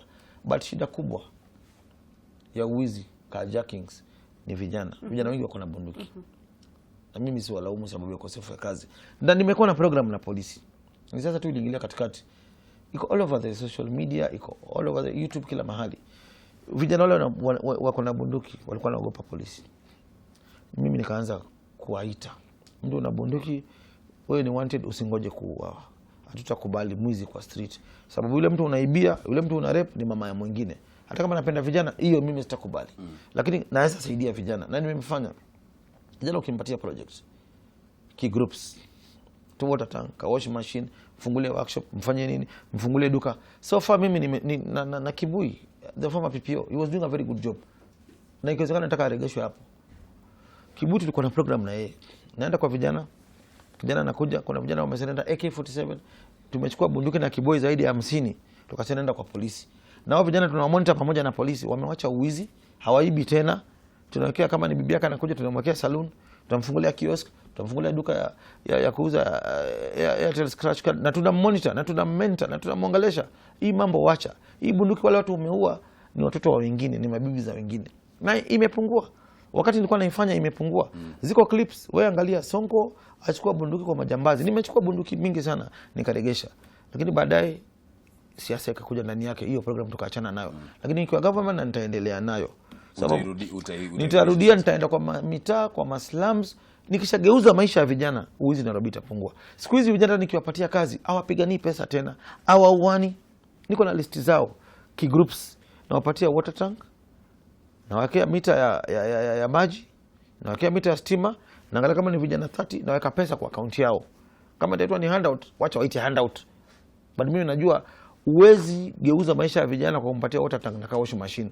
Hata zikula hizo plastic na hizo machines, I have to give them capital ya wao kujipanga, ya wao kununua sabuni, ya wao kununua petroli ya ile car wash machine kama ni ya stima, ya wao kulipa deposit ya stima, kulipa deposit ya maji. Lakini pale wacha nikuulize senator, kama unafanyia mtu, kama unapatia mtu biashara alafu unampatia pesa ya kurani hiyo biashara, hiyo imemfunza kweli biashara? Tutarejelea hiyo swali, lakini wacha kwanza tuchukue simu. Hello. Hello. Hello. Yes, habari gani? Jema sana. Unaitwa nani na unatupigia kutoka wapi? Mimi naitwa Tiza Kehoro. Salama sana. Tuambie, uliza swali lako Kehoro. Mimi Kata si ndogo hapo. Nataka kupongeza Sonko kwa ile kazi anafanya. Na tena nilikuja kwa ofisi yake siku moja nikikuletea proposal ambayo inaweza saidia wananchi. Especially vijana. Na nilikuja nikakataza kuingia Continental House. Lakini hata kesho kula yangu ni yake. Tulikatazwa kuingia wapi? Continental House nilikuwa napelekea proposal. Ulikuwa okay, Ingesaidia vijana sana. So na sasa kesho kula ni yake na nitaendelea kuja. Naomba Mungu anisaidie siku moja niweze kumpata. Kwa sababu najua hiyo proposal itasaidia vijana wa Nairobi karibu 1.5 million. Haya, asante sana Peter kwa hiyo swali lako. Wacha tuchukue simu nyingine. Hello. Habari gani? Mzuri sana. Unaitwa nani na unatupigia kutoka wapi? Naitwa Sami kutoka Nakuru. Swali lako ni gani? Wacha niseme. Swali la Sami limeweza kupotea. Wacha tuchukue simu nyingine. Hello. Hello. Unaitwa nani na unatupigia kutoka wapi? Hii ni Kameme TV? Mimi ni Peter Gicharu kutoka Umoja 3. Peter, unauliza senator swali gani? Namuuliza ile kazi wa isiliwa alivukuzwa. Ataendelea kututetea chaguliwa kama governor tuko nyuma yake. Wale hawkers ambao wamefukuzwa kutoka wapi? Isili. Haya, atajibu hilo swali sahi tu. Tuendelee kuchukua simu. Hello. Habari gani? Mzuri sana. Unaitwa nani unatupigia kutoka wapi? Mimi naitwa Jennifer kutoka Santon. Jennifer, uliza senator swali lako anakusikia. Mimi sio swali, nataka kumpongeza na niseme ni kijana mzuri. Lakini kile kitu nataka kumwambia apuguze hasira. Na ninampenda sana, na mimi sitaki pesa ya watu wa siasa. Kura yangu ni ya maombi. Na muombea tangu nizaliwe sijakura. Na namwambia mimi nampenda na mngojea akue governor. Haya, asante sana. Tuendelee kuchukua simu. Hello, huyo ni kama amepotea. Sijui kama tuko na simu nyingine. Hello. Haya, asante sana. Hello. Unaitwa nani kutoka wapi? Tunaongea na nani? Tafadhali punguza volume ya TV yako. Huyo ni kama kuna kelele kidogo ndani ya hiyo line. Wacha tuchukue simu nyingine. Hello. Unaitwa nani? Naitwa James. Punguza sauti ya TV yako tafadhali. Haya, nimepunguza. Haya, tuambie sasa unaitwa nani na utapiga kutoka wapi? Naitwa James. Na napiga nikiwa hapa Githurai. Okay, uliza swali lako, Sonko anakusikiza. Haya, mimi nataka kumshukuru sana. Kwanza amekuwa na miradi mizuri sana. Juzi ni watch hii documentary. Na niliona alikuwa amefanya kazi nzuri sana ya kusaidia wenye hawajiwezi. Na mimi kwanza kama ingewezekana arudie kitu kama hiyo. Niko na mamangu mgonjwa na ningependa kumleta, ako na shida ya mapua. Ningetaka kumleta. Kwa hivyo anasaidia watu na tunampenda. Na hao watu ambao wanasema hawezi, anaweza, ajikaze, yeye mwenyewe ataweza. So kileta kitu kama hiyo, mimi naweza kuja nikasema mamangu amsaidie, ako na shida ya mwili na tumekosa matibabu. Tumeenda mpaka Kenyatta. Na tumekosa matibabu. Sasa nataka usaidizi, arudie kitu kama hiyo, mimi nikuje nilete mamangu, watu wengine walete, wasaidike na tutafurahia. Haya, tunashukuru sana. Haya, nimeshukuru pia. Peter anaongea kuhusu medical camps ambazo umekuwa nazo. na anasema angetaka kuleta. Je, utaendelea kabla tuende sana, utaendelea na hizi medical camps zako? No, medical camps nilikuwa naendelea nazo kwa kasi, kwa rate ya juu wakati madaktari walikuwa wamegoma. Na nimetibu wa Nairobi na wa Kenya kwa jumla zaidi ya 40,000. Tulikuwa tumeweka pale Nyayo Stadium. Na pia nashukuru kuna wafadhili walijitokeza wa jamii ya Asian community, Kununana Hospital, walinisaidia na vitu mingi, madawa. Rafiki yangu anaitwa Hiten, akona factory ya madawa hapo Industrial Area, alinisaidia na madawa zaidi ya milioni 6. So hii ndio uongozi ambao tunataka. Na wawekezaji wengi sasa hivi tunavyoongea wako na confidence na uongozi wangu, na wako na confidence na mimi. Kitu ningependa kusema, hiyo kesi yake sipendi kuna Mkenya akipata shida. Nafikiri utanitisha namba yake, nichukue namba yangu, nitatuma ambulance zichukue mama yake, nitampeleka hospitali kwa gharama yangu. Mama yake nitamtia, kumwambia ache kutabika kuanzia saa hizi. Turejelee siasa kidogo. Ili kwanza haujatuambia running mate wako ni nani, lakini umegusia hiyo subject kidogo. Lakini swali langu ni, je, kukafikia kwamba utashindwa wakati wa nominations za Jubilee, ni step yako ya pili itakuwa ni nini? Kushindwa ni ngumu kwa sababu niko kwa ground na wananchi, na mimi naamini wananchi. Siwezi shindwa. Lakini shida yangu ni party yetu, officials kuanzia juu wamekuwa wakinipiga from the word go. Siku za kwanza walisikia ati certificate of good conduct, watu wote wamekuwa cleared. Kwa certificate of good conduct una apply na unachukua video una apply unaipata. Kwanza walijaribu kuni block isipewe, wenzangu wote walipewa, na ni mkubwa fulani PS fulani ananifanyia maneno kutoka pande ya huyu mpinzani wangu mali anatoka. Na mimi tunavokaa hapa, sina kesi yoyote duniani, sina kesi yoyote. Unaweza kuwa na past yako, lakini haitakani determine your future. Mheshimiwa marehemu babake Uhuru sasa alikuwa jela na akakuwa rais. Nelson Mandela alikuwa jela akakuwa rais. Raila Odinga alikuwa jela ni prime minister. So hii ni sign ya kuonyesha kama walikuwa jela kwa mambo ya kizamani, kuna kule unaelekea. Labda Peter Kenneth akitaka kuja samahani. Peter Kenneth akitaka kuja kufanya kazi na wewe, mnaweza fanya kazi pamoja? Mimi siwezi fanya kazi na yeye. Kwa nini? Na hata mambo yakiendelea mimi naweza kuachana na siasa. Niko na mambo mingi. Mbona usifanye kazi akitaka kuwa mfanya kama kazi? Nani? Kwa nini? Kama nani? Shida iko wapi? Amefanya nini wananchi wa Nairobi? Shida iko wapi? Ameshakuwa MCA ama women rep Nairobi?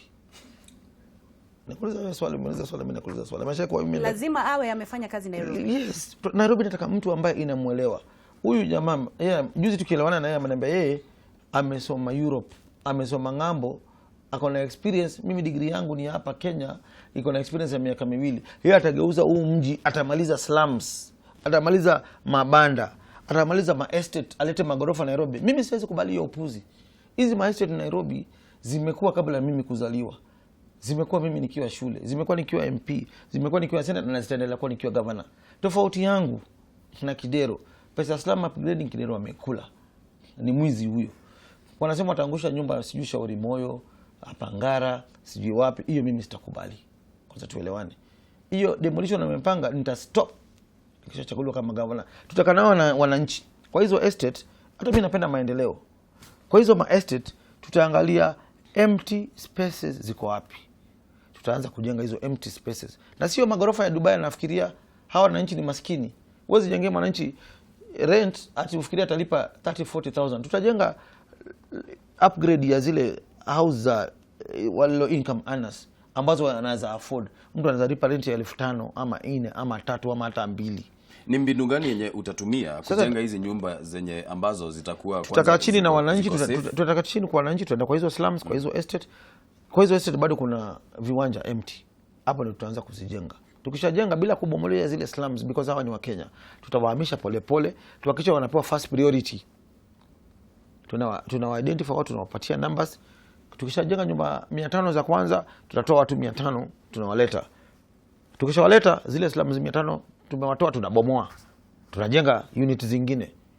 Kama ni 1,000, tunachukua Waislamu watu 1,000, tunawaleta, tunawatoa. Even kwa maestate hivyo ndio tutafanya. Lakini usiniambie ati ufukuze wa Kenya, useme ati unataka kufanya Islam upgrading sababu umepata na Chinese, umepromisiwa mabilioni, udhulumu. Hiyo haitafanyika. Mimi nita protect interests za matajiri kule Runda Karen, na low income earners na maskini wote. I'll be neutral. Unaona ni kama tunaweza maliza slums ndani ya Nairobi? Kumaliza slums unamaanisha tufukuze watu wa slum, tufuke slums warudi ushago. Hiyo mimi sitakubali. Hata rais mwenyewe atakubali, sababu hata Disemba kuna wakora walikuwa na makotoda ya kuangusha slums. Na mimi napenda rais wangu. Round hizi kumweka kwa speaker phone. Tulienda tukaongea na yeye na tukakubaliana na cabinet circular ikapitishwa. Christmas hii iliisha, manyumba hazikubomolewa. Easter hii iliisha, manyumba hazikubomolewa. Na rais aka cancel all release renewals. Na hiyo order iko enforced paka sasa. Na mimi ndio nilisukuma. Land Ministry, Land Commission inajua. Inspector General of Police wanajua. Hakuna any demolition iko allowed sasa in Nairobi County, and that's why I love my president. Labda ananisikiza na anafanya vitu, ni mtu ya kutenda na kusema.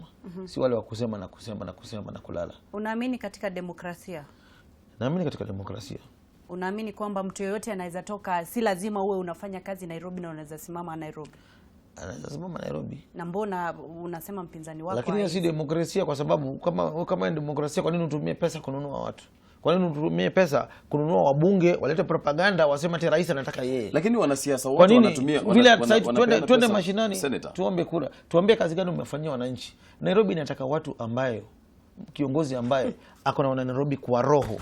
Kiongozi ambaye ako tayari kufa sababu watu wana Nairobi. Kiongozi ambayo Ngara sasa ikienda kubomolewa soko unaenda pale unakufa nao, ama unaenda kotini na pesa yako unazuia ile soko kubomolewa. Si kwenda pale kuongea kabila yako, kudanganya wale watu, ukishachaguliwa wewe ndio wa kwanza kuwabomolea, useme unajenga soko hapa mall ya Dubai hapo. Hiyo sitakubali. Sijuzi alikuwa Ngara akadanganya watu wa tsunami na wananisikiza sasa hii. Na hiyo si hiyo peke yake. Kuna kitu inaitwa disaster management. Maskini wamesafa sana. Na Kidero kuna hiyo pesa na hajawahi kuitumia. Kwa mfano mimi sofa watu wengi wamepata shida hapa Nairobi, including mali huyu mpinzani wangu alikuwa na kamanda juzi pale inaitwa Nyayo Market. Nyayo Market ilichomeka. Watu wakawa wajiwezi na nini, mambo mingi. Mimi tu na marafiki nikafanya rambi yangu nikapeleka 1 million nikajenga hiyo soko. Wananchi wa Nyayo Market saizi wananisikia. Bado kuna soko inaitwa Tsunami hapa Ngara. Bado ilikuwa imeenda. Kuna wari walikuwa wameiba na wakapia notice ibomolewe. Nikamwambia pipi utabomoa hii soko. Nikakimbia kotini, nikachukua order. Tukafanya hiyo kesi na waria na nikawaangusha kotini. Pesa yangu maleo nimelipa zaidi ya milioni 3 hiyo kesi na wameshinda. Na Ngara Market Tsunami wako under disaster management. Tuko na shida mingi.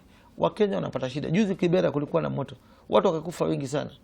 Toi Market ikachomeka. Watu walikuwa wajiweza vile watazika. Bado mimi kwa kiti yangu mwenyewe na sija kwa governor 1 million nikawapelekea. Haya. Bado kuna hii City Park Market. Watu kwa walikuwa wanajaribu kuiba, wakaichoma. Wamama wakawa wana mali ya kuuza vitu. Nikaenda nikapanga na wao, niko na milioni 1 hapa. Akasema hapana, hii pesa haitatusaidia Sonko. Tukaenda na wao pamoja, nikanunua mabati ya 1 million hapa. Hii tu Parklers nikawapea.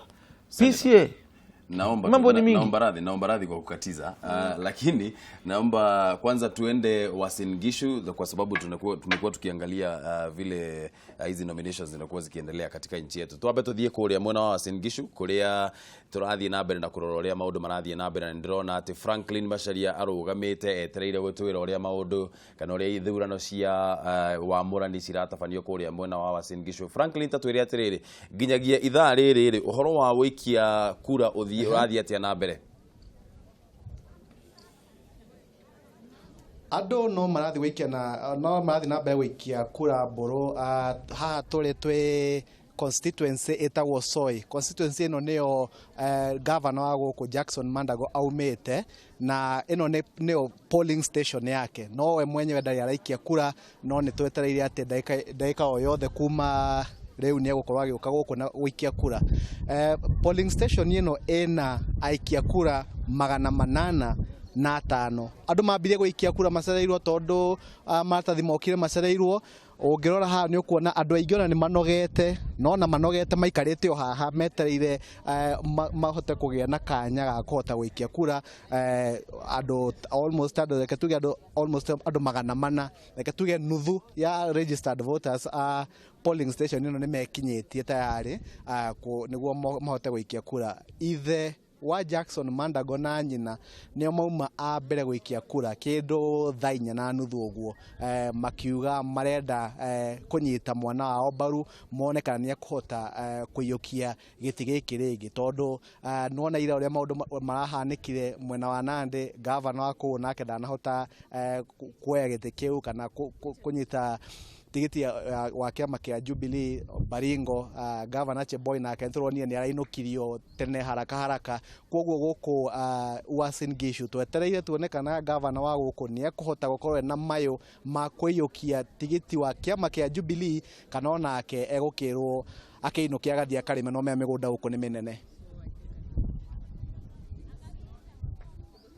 Nĩ ngatho mũno Franklin Macharia nĩ ũndũ wa gũthiĩ na mbere na gũtwĩra ũrĩa kũrathiĩ na mbere kũrĩa mwena wa Uasin Gishu, na ndĩramenya atĩ nĩ tũgũkorwo tũgĩgũcokerera nĩgetha tũthiĩ na mbere kana ũthiĩ na mbere na gũtwerethera ũrĩa kũrathiĩ kũu. No tũrathiĩ na mbere na kwamũkĩra maumĩrĩra ma ithurano ici cia wamũrani o ta ũguo irathiĩ igĩikagio, na nĩ tũgũthiĩ na mbere na kwanĩrĩra na gũkwĩra we mwĩroreri wa Kameme TV ũrĩa tũgũkorwo tuonete o ta ũguo maumĩrĩra macio megũkorwo tũmamũkĩrĩte thĩinĩ wa metha itũ ya mohoro. Nĩ ngatho mũno Franklin Macharia, turamenya gũkĩrire tene mũno na turona no ũthiĩte na mbere na kũnyitirĩra wĩra hau, koguo thiora ũguo na mbere nĩ tũgũkorwo tũgĩcokerera kũrĩ we thutha wa ihinda rĩtarĩ coho. No twambe tũcokerere ndereti ĩrĩa twĩnayo gũkũ mũthenya wa ũmũthĩ.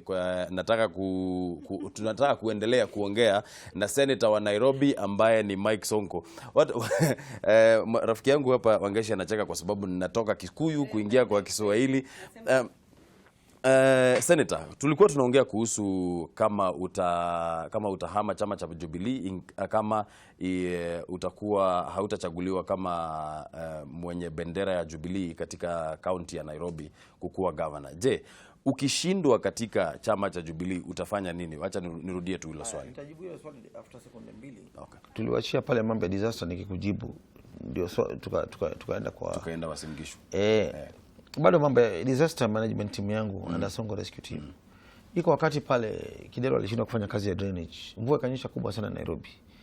Magari zikabebwa na maji, watu wakakufa. Bado kuna basi moja ya pale ya Makini School South Sea. Ikiwa na wanafunzi, maji kama bahari inaenda kwa Red Cross kwa pale kalemewa, jeshi kalemewa, polisi kalemewa. Tukaitwa pale kama saa 8 usiku. Na wazazi mashahidi yangu wale wananisikiza. Na Makini School unajua wazazi wa Lavington, Karen, Kileleshwa ni watu ambao wamejiweza. Na wazazi walikuwa hapo kando, maji ilikuwa kama bahari. Kaambia watu wote wakae kando. Wacha vijana wangu divers wangu wafanye kazi. Vijana wangu wakadive, na hiyo basi tukaokoa wanafunzi wote tukawaleta huko, hakuna maji, tukaokoa dereva tukaacha basi iende na maji, lakini tuliokoa maisha. Kwa hivyo disaster management unit Nairobi County Sonko rescue team itaendelea. Tutakuwa na disaster management line yetu kama ile ya polisi ya 999, kama up with our number. Ndio mwananchi akiwa na shida, moto ikitokea, maafa ikitokea, mafuriko ikitokea, unapiga tu ile namba na timu yetu ya Nairobi County inakuja kukurescue. Lakini kama utakuwa governor, senator, na uko na sasa, hiyo itakuwa ni kama timu mbili kwa sababu kuna ile timu ambayo nimesema timu yangu na vifaa vyangu. Kuna wakati ya mazishi ya baba yangu nilisema nitavipenda kwa Kidero. Lakini kuangalia even Kidero kando yeye kuwa mwizi, hata watu wake ni wezi. Sababu magari za county zimengolewa, ma engine, vitu zimengolewa, nobody is following up. Auditor General akaleta report, no arrest zinafanywa, nini inafanywa.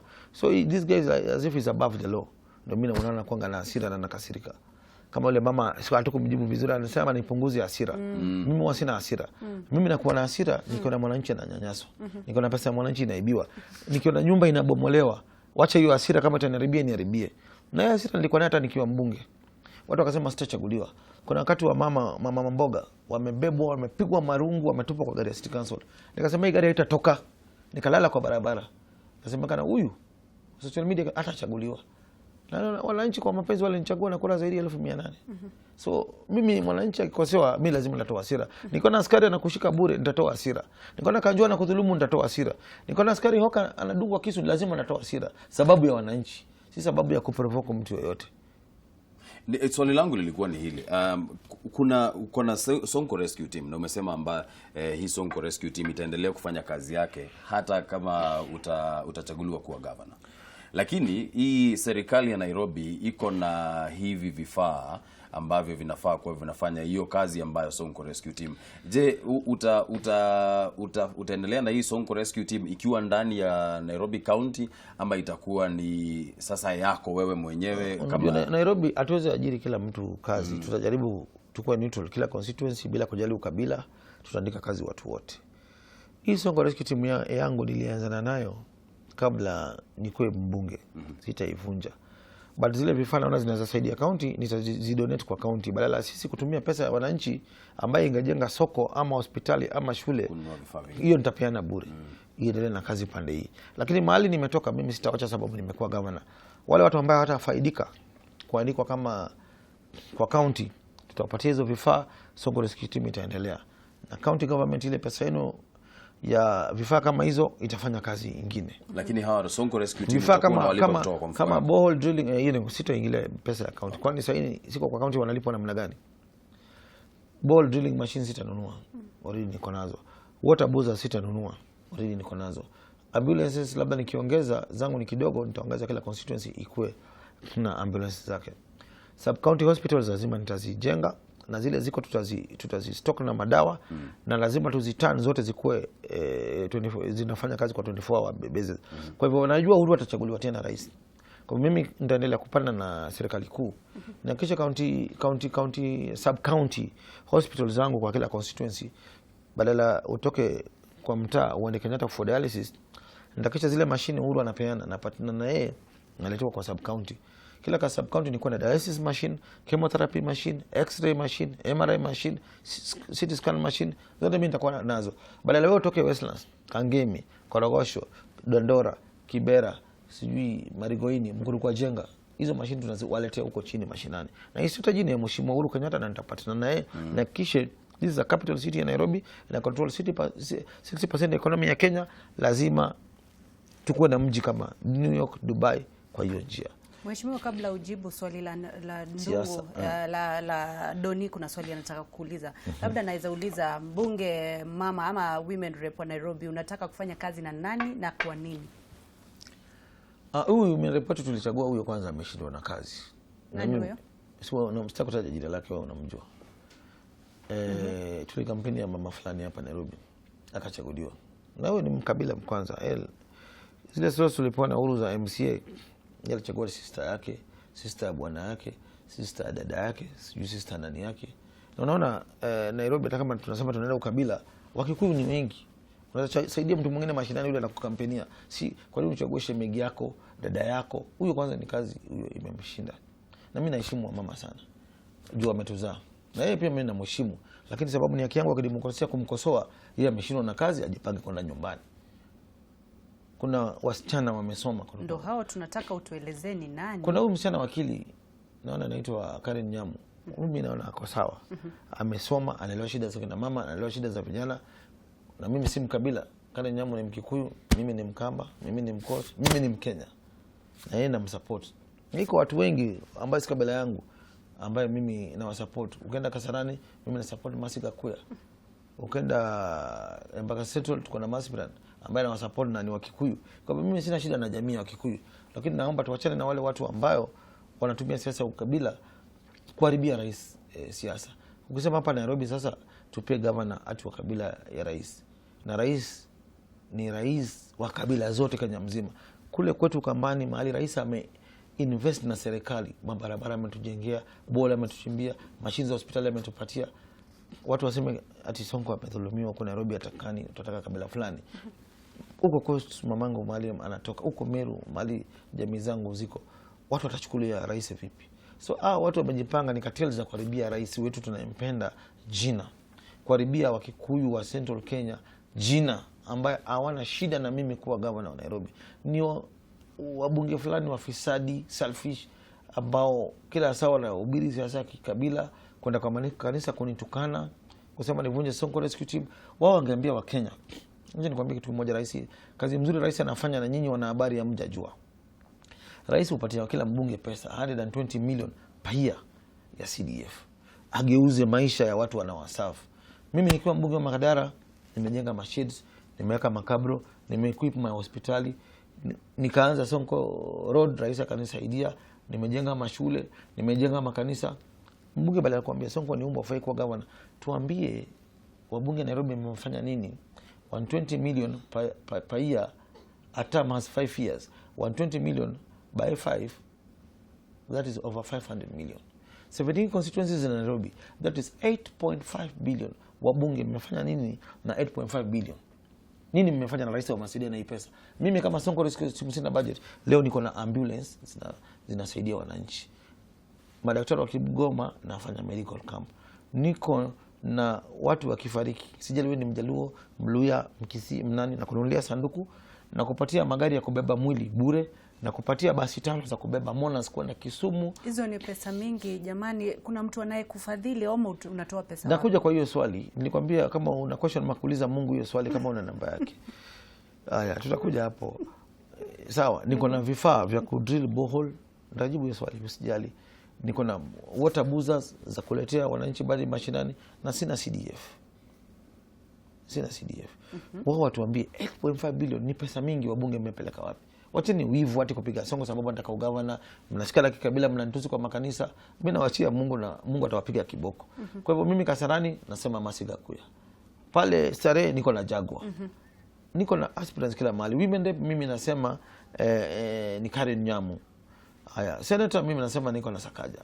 Na hiyo ni demokrasia yangu ya kusema nani apigwe, lakini tuache kuharibia rais kura. Anapendwa na kabila zote siku hizi. Ndio wanasema ati mimi leo kuna kitu imetrend. Tusikize, kuna press conference pale Jubilee House. Alafu kwanza tusikize hiyo, alafu tuweze kurejelea. Katobe tudie kule mwana wa Jubilee, gikaro kinene Jubilee negetha toigue neturona makenda kwareria andiki a mohoro. Kugere kitudie kule mwana wa Jubilee negetha toigue marauga ate. We're good to go? Okay. Good morning, ladies and gentlemen. Welcome to this morning's press briefing. First and foremost, tukirudi umalize hiyo point yesterday and status update. We conducted primaries in 5 counties yesterday, as you all saw. Reports from the ground indicate that this was a largely successful exercise. Counting started promptly in the evening upon closure of the polling stations on site. We did not move any voting material off site. And from what I can see from the media reports, you members of the press are more on top of it than even I am. I'm seeing real-time flow of results, which is a situation akin to the general election.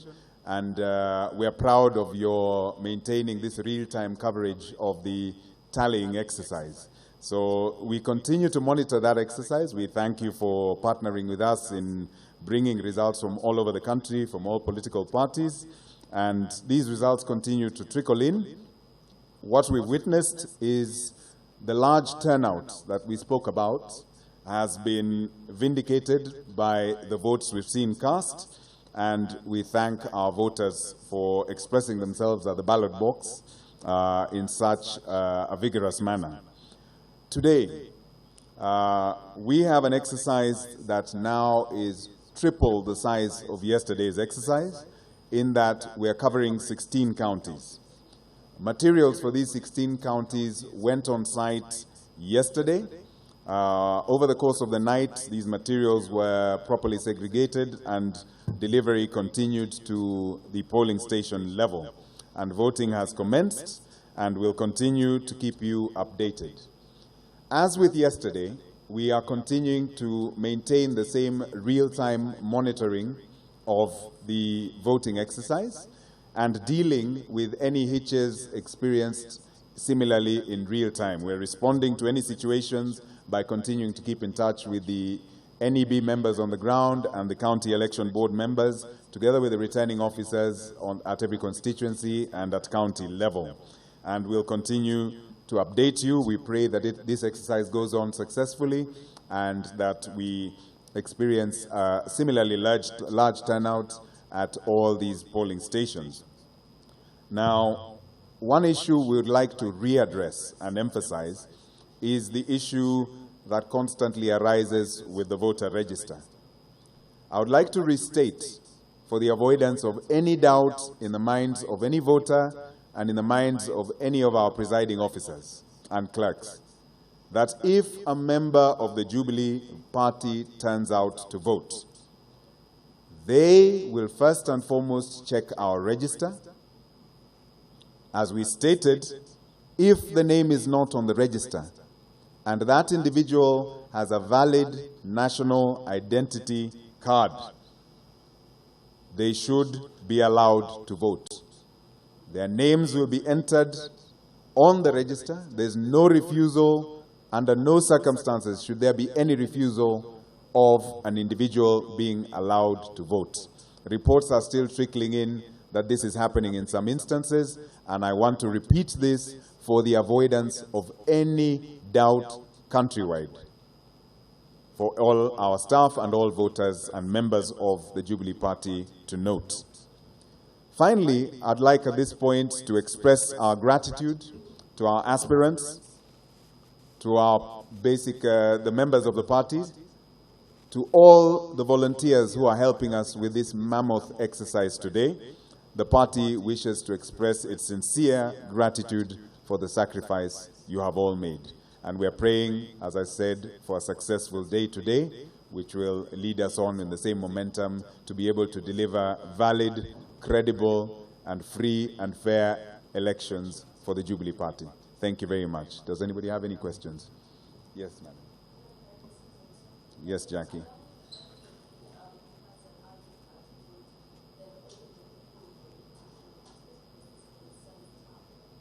See, Jackie, there's a coin that has two sides.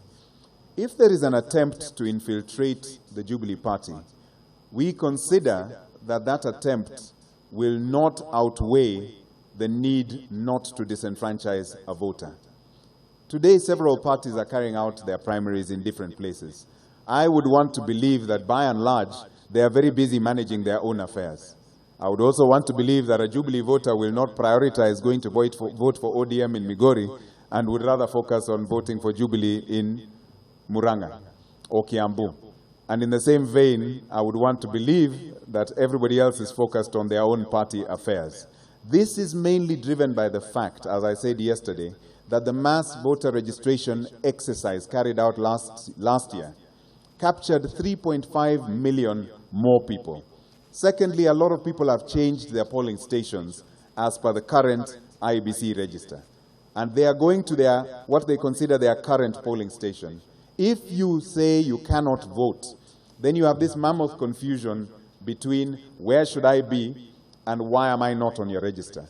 I personally firmly believe, and the Jubilee Party position is, nobody should be disenfranchised. That is our #1 priority. So let me state, for as long as you're a Kenyan, and you hold a valid ID card, to our minds in Jubilee Party, you should be allowed to vote ultimately. We'll still check our register, but I believe those are our Jubilee members, and we are not worried about any other factors thereafter. I think everything else thereafter is secondary. Any other questions? Yes.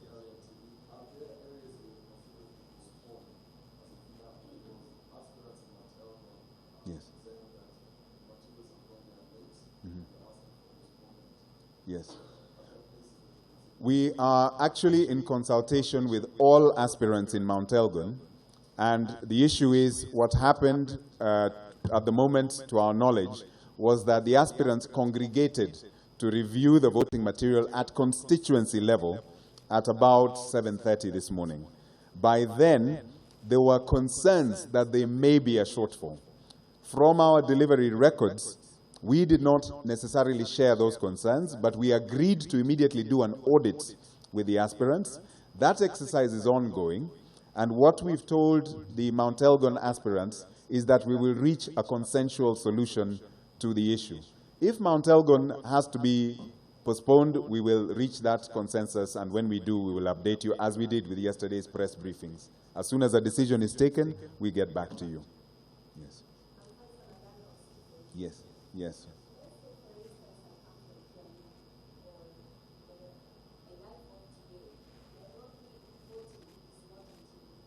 Yes.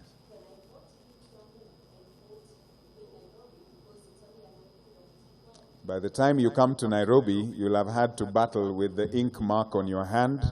You'll have had to find a very inventive way of dealing with our voter marks.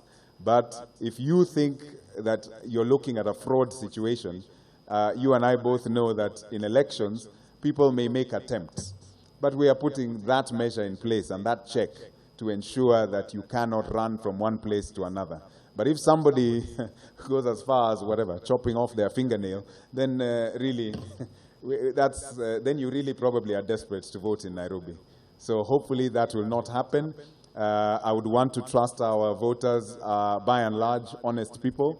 If there is a 2% that attempt fraud, then I would want to believe that it will not sort of impeach the will of Wanjiku on the ballot box in Nairobi, or Kapenguria, or anywhere else that may happen.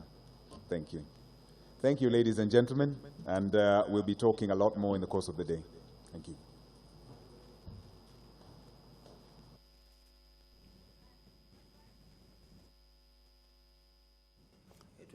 Ucio ni Andrew Musangi na niwe ukoretwo ageikarira gite thiini wa board ya Ithurano thiini wa kiama kia Jubilee kana elections board niwe muikariri gite wa kiama kia Jubilee kana muikariri gite wa board iyo ya Ithurano thiini wa kiama kia Jubilee ni akorwo areriria maundu ngurani hau no undu akorwo akiuga uhoro wigie register iria irahuthirwo thiini wa gwikia kura thiini wa kiama kia Jubilee na ni akorwo akiuga hau muno ati gutire mundu wagirire gukorwo akigiririo gwikia kura angekorwo mundu ucio ni member wa Jubilee kana hihi ena kibande na niokire gwikia kura mundu ucio ndagirire gukorwo akigirio gwikia kura kana gucunga miti yake guku thiini wa Nairobi kuria kana guku tu thiini wa Nairobi thiini wa kuria guothe ithurano ici cia kiama kia Jubilee cia wamurani cigukorwo igetabanio muthenya wa umuthi na turenda kuingiria senator turaria na senator wa Nairobi niwe Mike Sonko na niarahuranira giturwa kia governor guku thiini wa Nairobi kwa hivyo tutaendelea kuongea Kiswahili ndo senator aweze kutuelewa. Senator, tunataka kumaliza huu mjadala wa siku ya leo na swali ambalo kwanza wacha tusikie maoni yako kuhusu yale ambayo amesemwa na chairman wa elections board ya Jubilee Michael Musangi amesema kwamba mtu yeyote ambaye ako na ID card ataweza kupiga kura ya chama cha Jubilee. Maoni yako kuhusu hilo jambo ni nini? Maofficials wa chama wako na mambo mingi sana na mimi. Sasa utatumiaje mtu ID na jina yake iko kwa register? Hii ndio maana tulikuwa tunasema kaunti zote za Kenya nomination ifanywe siku moja. Na mimi hii upuzi ya chama ikiendelea, mimi hata nomination mimi sitaenda. Mimi nitajipanga tukutane tarehe 8 mwezi wa 8 kwa sababu mambo mingi inapangwa sababu yangu. Nairobi tukiwa tayari mara inaahirishwa, mara ina nini? Mara Sonko ana good conduct, mara Sonko sijui ana certificate. Na watu wengi nimesoma nao wanajua mimi nilisoma, nilimaliza mtihani yangu. So hii mimi sitaenda tena upuzi tena. Kuna kitu inaitwa enough is enough. Hiyo kusema kwamba unaweza kuwa kutoka Jubilee kutoka leo yes, na ni haki yangu ya kidemokrasia. Hata leo naweza tangaza sitakuwa kwa election. Wafanye Margaret Wanjiru na Peter Kenneth. What is the big deal? Kwa nini kila saa upuzi? Hata nimevumilia kwa chama sababu ya rais. Nimepigwa na wabunge yake. Nimepigwa na party officials yake. Vile tu yeye ni rafiki yangu, ni ndugu yangu.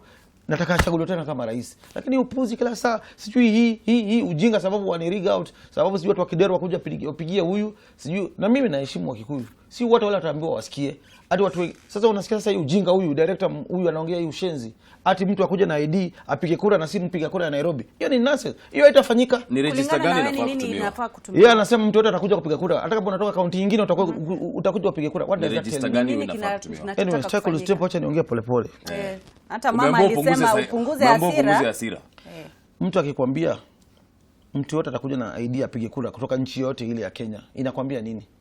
So hata mimi nijitoe, niwaachie, waendelee na candidates wao wawili. Bas, tukutane kwa debe. Hiyo ni kumaanisha nini sasa? Naona mpaka Wakikuyu watanipigia kura. Hiyo ni kumaanisha nini? Ni kumaanisha kwamba enough is enough. Too much of everything is poisonous. Nimejaribu kushikilia rais, wamenipiga. Kama wanataka kwa chama yao, kwani sasa tutafanya nini? Kusema wangetumia nini basi kupiga kura basi? Afadhali tuseme tutatumia either register ya IBC ambayo iko na majina ya kama wewe Mburu ama nani nataka kupiga kura, tutaangalia Mburu huko unapiga. Wewe madam huko unapiga. Kwa nini nasema mtu yote akija na ID atapiga kura? Hiyo ni kusema nini? Ni mpango gani wako naye? Wakae na hiyo Jubilee yao. Lazima wakae na Jubilee yao. Kwani iko shida gani? Punguza hasira. Lakini wacha ni hata nitaenda kotini kusimamisha. Uwezi chukua anybody hata kuja apige kura. Nairobi inaitwa Nairobi. Ni Nairobi County. IBC unajua Nairobi County iko na register yake. Kama ni Jubilee party iko na register yake. Kwa nini aseme mtu yote atakuja apige kura? Is a party official, is not the president, is not a party leader or deputy party leader. I have a problem with him. I don't have any problem with the president, party leader, deputy party leader, Kikuyus, Kenyans. I don't have a problem with them. I have a problem with the Jubilee party official. They've been frustrating me, kunisumbua, lete hii nonsense. Wakae. Lakini hizi vitu hapana, wacha hata hiyo nomination ikae. Kwani kwa shida gani? Hiyo ni kusema ya kwamba utahama chama, hiyo ni kusema hiyo ni siri yangu, mimi bora nikuwe kwa debe. Wananchi waamue. Utakuwaje kwa debe kama utakuwa kwa chama? Sasa hiyo ni siri yangu. Nitafanya press conference, nita-announce my next move. Utafanya but hii kusema ati mtu yoyote kutoka county yote kuja apige kura, hiyo I'll not allow it. Nairobi, mimi ni senator wa Nairobi, nataka kuwa governor wa Nairobi. Tuachiwe wananchi wa Nairobi waamue kuhusu Nairobi. Huyu director of election na wakili yake na madigiri zake asituletee hata yeye. Asituletee hizo madigiri zake. Ameconsult nani? Labda wale wanapewa tu vile wanafaa kufanya, sababu kuna wale ambao ni wakuu katika kunywa maji. Kunywa maji hata kidogo. Haya, tuendelee. Haya. Wewe ujiweke kama mimi. Mimi ni senator wa Nairobi. Nataka kuwa governor wa Nairobi. Propaganda kwa social media ambayo mimi sijaiamini. Wanasema uchaguzi wa Nairobi unafanywa tofauti na Murang'a na kwingine. Na mimi sina shida na watu wa Murang'a. Hata wanaweza shangaa. Wanaweza ita watu wa Murang'a wapigie adui wangu, washangaa watu wa Murang'a wanipigie mimi. Hata wakiambua wanipigie mimi. Hiyo strategy yao haitawaka. Kwa nini huyu director of elections huyu akili sijui amesomea wapi huyu? Hata labda mimi niko na experience kumshinda ya sheria. Mimi zangu nilisomea jela, yeye amesomea sijui Harvard. Yeye anasema ati mtu yote atakuja na ID hata kama jina lake haiko atapiga kura. Hiyo inakwambia nini? Target ni nani? Ngoja upuzi iendelee mimi. Ukipatana na rais wa saa hizo unaweza mwambia nini? Tusiweka rais kwa hii. Rais ni very neutral. Deputy president ni very neutral. Na wapenda wananipenda. And I'll make sure hata kama nitaenda independent ama wapi, rais anachaguliwa tena. Hiyo I'll make sure it happens. Vijana Kenya nitamobilize wale wananisikiza achaguliwe tena. Lakini upuzi ya chama, hii upuzi wa bunge wa Nairobi sitavumilia tena. Enough is enough. Nimekaa mpaka mwisho. Nomination ni kesho, sijahama. Kwa nini sasa walete ujinga ya kunikasirisha kusema mtu yote atakuja na ID? Hiyo inakwambia yule jamaa amepanga watu yake kutoka kule, amepanga wakuja wapige kura against me. Hiyo sitakubali na Nairobi haitafanyika. Swali Senator, kesho ndo nomination za Jubilee zitakuwa zitafanywa siku ya kesho, kura ya uamuzi. Je, niulize, kama unasema wa Jubilee, chama cha Jubilee kae na hiyo chama yao, venye umesema utahama chama na wewe ni lazima ukue kwa debe. Swali ni, je, ukahama chama leo alafu kesho uchaguliwe na chama cha Jubilee kuwa mwenye bendera ya Jubilee kusimama kama governor? Nimekuja hapa nikiwa mzuri, tukifanya a very healthy debate, nikiuza sera kwa wananchi. Hii kitu imefanyika sahihi. Kama umekaa hapo, nimekaa hapa, madam wote wamekaa hapa. Sijui director of what elections, hata sijui jina lake anaitwa nani. Anaongea. Anasema usijali. Kama jina lako liko kwa register na uko na ID, utapiga kura. Hiyo inakwambia nini? Wakenya pia wananiangalia. What does that tell you? Hauko kwa register? Hauko kwa Nairobi register? Mtu yeyote tu anaweza piga. Hauko kwa Nairobi register ya party? Hauko Nairobi register ya ABC? Bora unakuja na ID, inakwambia nini? Mimi si mjinga. Hata Jubilee sasa msiniletee. There is life after politics bana. There is life after. Arafu wali president angeongea hiyo. Sio hiyo sijui wakili ya wapi. There is life after politics. And I'm going to make a decision today. Whether nitachaguliwa na Jubilee ama sitachaguliwa today. Hii mambo inafanywa because of one, Mike Sonko. And enough is enough. I love the president. I'll make a very, it will be painful, but I'm going to make a decision today. Kama wako na candidate wao, wacha nimwache. Abebe kitikiti yao. Tukutane kwa debe. Period. Labda tuondoke mambo ya ugavana sababu imekuwa moto kiasi. Si moto, I have a right of expressing myself. Mimi nikijiexpress kwa Wakenya naitwa mbaya. Kuna vitu si za kunyamazia. Huyu mtu ameongea upuzi huyu, sijui ni nani huyu. Lakini ile kazi kwanza ile decision ambayo imefanywa na chama, sio mtu mmoja peke yake. Lakini kama ni mkubwa election board, kama ni mkubwa election board inakwambia nini? Walienda wakakaa chini kama elections board. Kwa nini kitambulisho ipige kura? Kwa nini kitambulisho ipige kura na kuna party register na kuna IBC register? Why anybody should come mali ametoka akuja pige kura Nairobi angushe Sonko? Reke itobe tu. Wateni kwanza tu demokrasia ya Nairobi. Watu wanaendelea kuzungumza. Demokrasia ya Nairobi iamuliwe na wananchi wa Nairobi. Kura Nairobi pigwa na watu wa Nairobi. Ngoja kwanza tuende Wasingishu. Mandago na tunaendelea pia anaongea. Hiyo election ikae. Tujye kwira mwana wa Wasingishu toigue governor Mandago akeriria adekia mohoro. Didn't receive sufficient ballot papers, but I've since been told Moiben sub-county they have sorted. There are still areas where the ballot papers are less than the expected number of voters. And what I'm happy about is this time around there seem to be seriousness. The response by those who are concerned is good. And we are only encouraging them that they should be able to solve their problems as and when they arise. We are also experiencing a situation where sometimes the number of ballot papers for governor's seat are less and that of members of parliament are sufficient. And you go to another polling station, you find ballot papers for governor is sufficient and those of members of parliament are not sufficient. Those are the things that we are telling the presiding officers together with the returning officers of every constituency that they should monitor, and since there is enough logistical support, where there is shortage of ballot papers for any particular seat, whether it is MCA, whether it is Senate, whether it is women rep, whether it is MP, whether it is governor, they should be able to top up and allow all those who have gone to polling stations to vote instead of being told that you are not voting because there is shortage of ballot papers. I think that is not going to be fair and democratic to people of Wasingishu who really want to vote. We are also asking those presiding officers that they must be fair. Any schemes or attempts to even influence or rig elections, we are not going to accept. As a county, we made a decision as aspirants that we want a free and fair elections. Let those who are going to be elected on a free and fair process. Let those who are going to lose election lose on a free and fair process. That way we are going to guarantee the democracy and also the popularity of Jubilee Party. We also want to ask that all our supporters, all voters, they should turn up in large numbers to vote. For this region, that is a strong Jubilee zone and has a very strong following. Primaries are just like the general election. So we also want to urge the citizens that they will, if you love a candidate, make sure you vote today. Because if you don't vote today, you will not have a chance of redeeming him or her in the August general election. August general election will just be confirmation. Speaking of strong following, I mean, you've seen part of the residents, as you say, strong following of the Jubilee Party here. What's your message to the voters and your supporters in the region with regard to even as the counting and the voting process continues up until the tallying? I would want to urge, personally, I want to urge my supporters to be vigilant because our competitors are still dreaming that they can still rig or steal elections. And I'm telling my supporters that they should vote and wait for counting of the polls in the polling station without causing any disruption.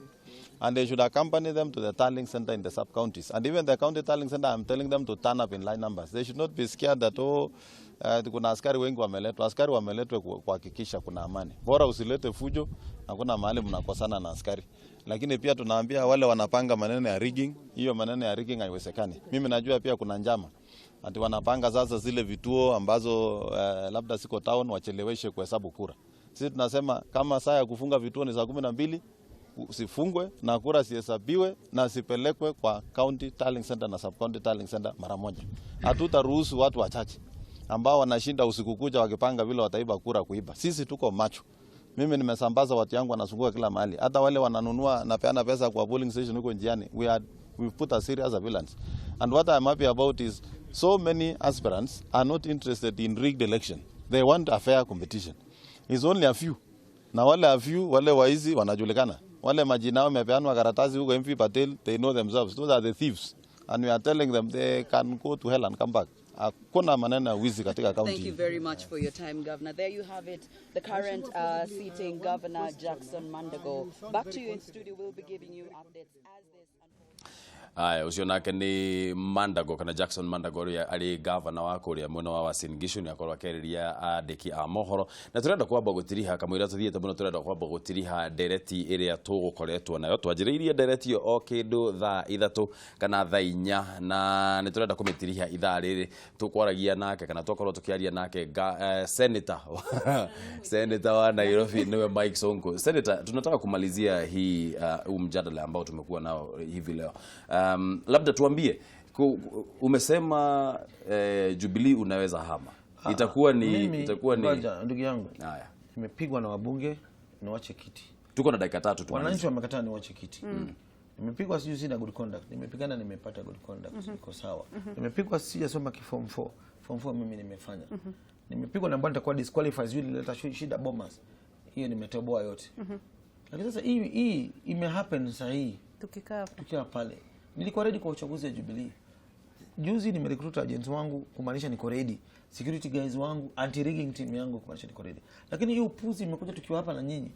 Live press conference from Jubilee Party headquarters. Ati ID yoyote from anywhere itapiga kura. That is nonsense. Hiyo itafanyika. Kama itafanyika wacha hiyo Jubilee ikae sasa. Wacha ikae. Nimevumilia, nimekufa na rais, nimekufa na chama, but enough is enough. Potelea mbali. I'll make my statement. Kama hawatatoa hiyo, I'll make my statement just today. And I have a right kufanya vile mimi nataka kufanya. Nataka watu wa Nairobi waamue sasa wa Nairobi. Si mtu yote kuna ID kizazi kutoka Kisumu, kutoka Homa Bay, si kutoka wapi, ati akuje na jina yake yuko kwa register apige kura. No way. Labda zungumzie sasa mkaji wa Nairobi sasa. Mkaji wa Nairobi mimi nawaambia hii vita yote ni sababu ya Sonko. Ile tunapendana na nyinyi, nimewafanyia kazi. Mimi naomba niko chini yenu kwa magoti na nyenyekea munisaidie. Hii vita ni kubwa, mimi sijawaachilia na sitawaachilia hata nikiwa gavana wenu. Lakini hii siasa imekuja sasa hii 5 minutes ago, hatutaikubali na nyinyi pia wananchi msikubali. Sina shida na kabila yote, Wakikuyu wale kwa Nairobi wananipenda na sehemu zingine, Wakenya wote tunapendana na tunaendelea kupendana kwa hiyo njia. Lakini hii upuzi huu director of elections sijui akili huyu amesomea wapi, analeta hati mtoto atakuja na ID na jina iko kwa register, hiyo hatutakubali. Hiyo ni inapangwa against mimi. Na sasa kama hawanitaki mimi nitaondokea. Tutawacha sasa Mungu anisaidie vile anisaidia nikiwa Makadara. Hiyo chama yao ikae sasa. Nimevumilia, tumebakisha siku moja wanaleta ujinga dakika ya mwisho. Jubilee inaweza kaa. This Sonko speaking inaweza kaa. Na nitafanywa na kazi bali nitakuwa. Tumeshukuru sana Senator mheshimiwa sababu ya kuja. Labda ukifanya press conference utatuita pia ili tuwe. Inaweza kaa. Joto Nairobi ni jini. Nimekuwa loyal kwa rais, kwa serikali na hata mali nitaenda nitakisha rais anachaguliwa tena. Lakini wao wapuzi wa official wa chama wabaki na chama yao. Chama ndio anachagua viongozi. Labda tunakutakia mazuri katika uchaguzi ambao ni wa kesho. Acha tumalize. Na Morori wa Kameme TV ndio twaranite na ithue nikugiria urugari nginya studio nigatho muno ndio akorwo inyitanite hamwe na ithue na ona tutire turakunda mayo na ithue tukwendwo twambe turikirie hanini nigetha twambe twicirie maundu maria senator akorwo agitwira na ni akorwo auga ati angikorwo undu guti gukorwo gugicenjio uguo kwa uguo ni muikariri giti wa Ithurano thiini wa kiama kia Jubilee niwe Andrew Musangi auga angikorwo ndegucenjia uria auga horo gukorwo ati o mundu ni egukorwo ageikia kura agikorwo wina kibande ni egukorwo ona igoti-ini no akorwo agithie nigetha arugamie horo ucio na akorwo uguo tiguo guguthie akauga kiama kia Jubilee ni egukorwo arikanitie nakio horo ucio ni tugukorwo tugieterera muthenya wa umuthi tuone na maumirira makuo megukorwo mahana atia turathie na mbere na kurora ithurano cia wamurani muthenya wa umuthi nguririkane ati kiama kia ODM nikikanjire ithurano iria cikwagirire gwikwo muthenya wa umuthi thiini wa Nairobi kiauga ati ni gigukorwo gikiuga muthenya uria ithurano icio cigukorwo cigikwo guku mucie wa Nairobi. Twambe turikirie hanini ndukahutie mutambo ucio wa Kameme TV tugucokereria thutha wa ndagika itari coho.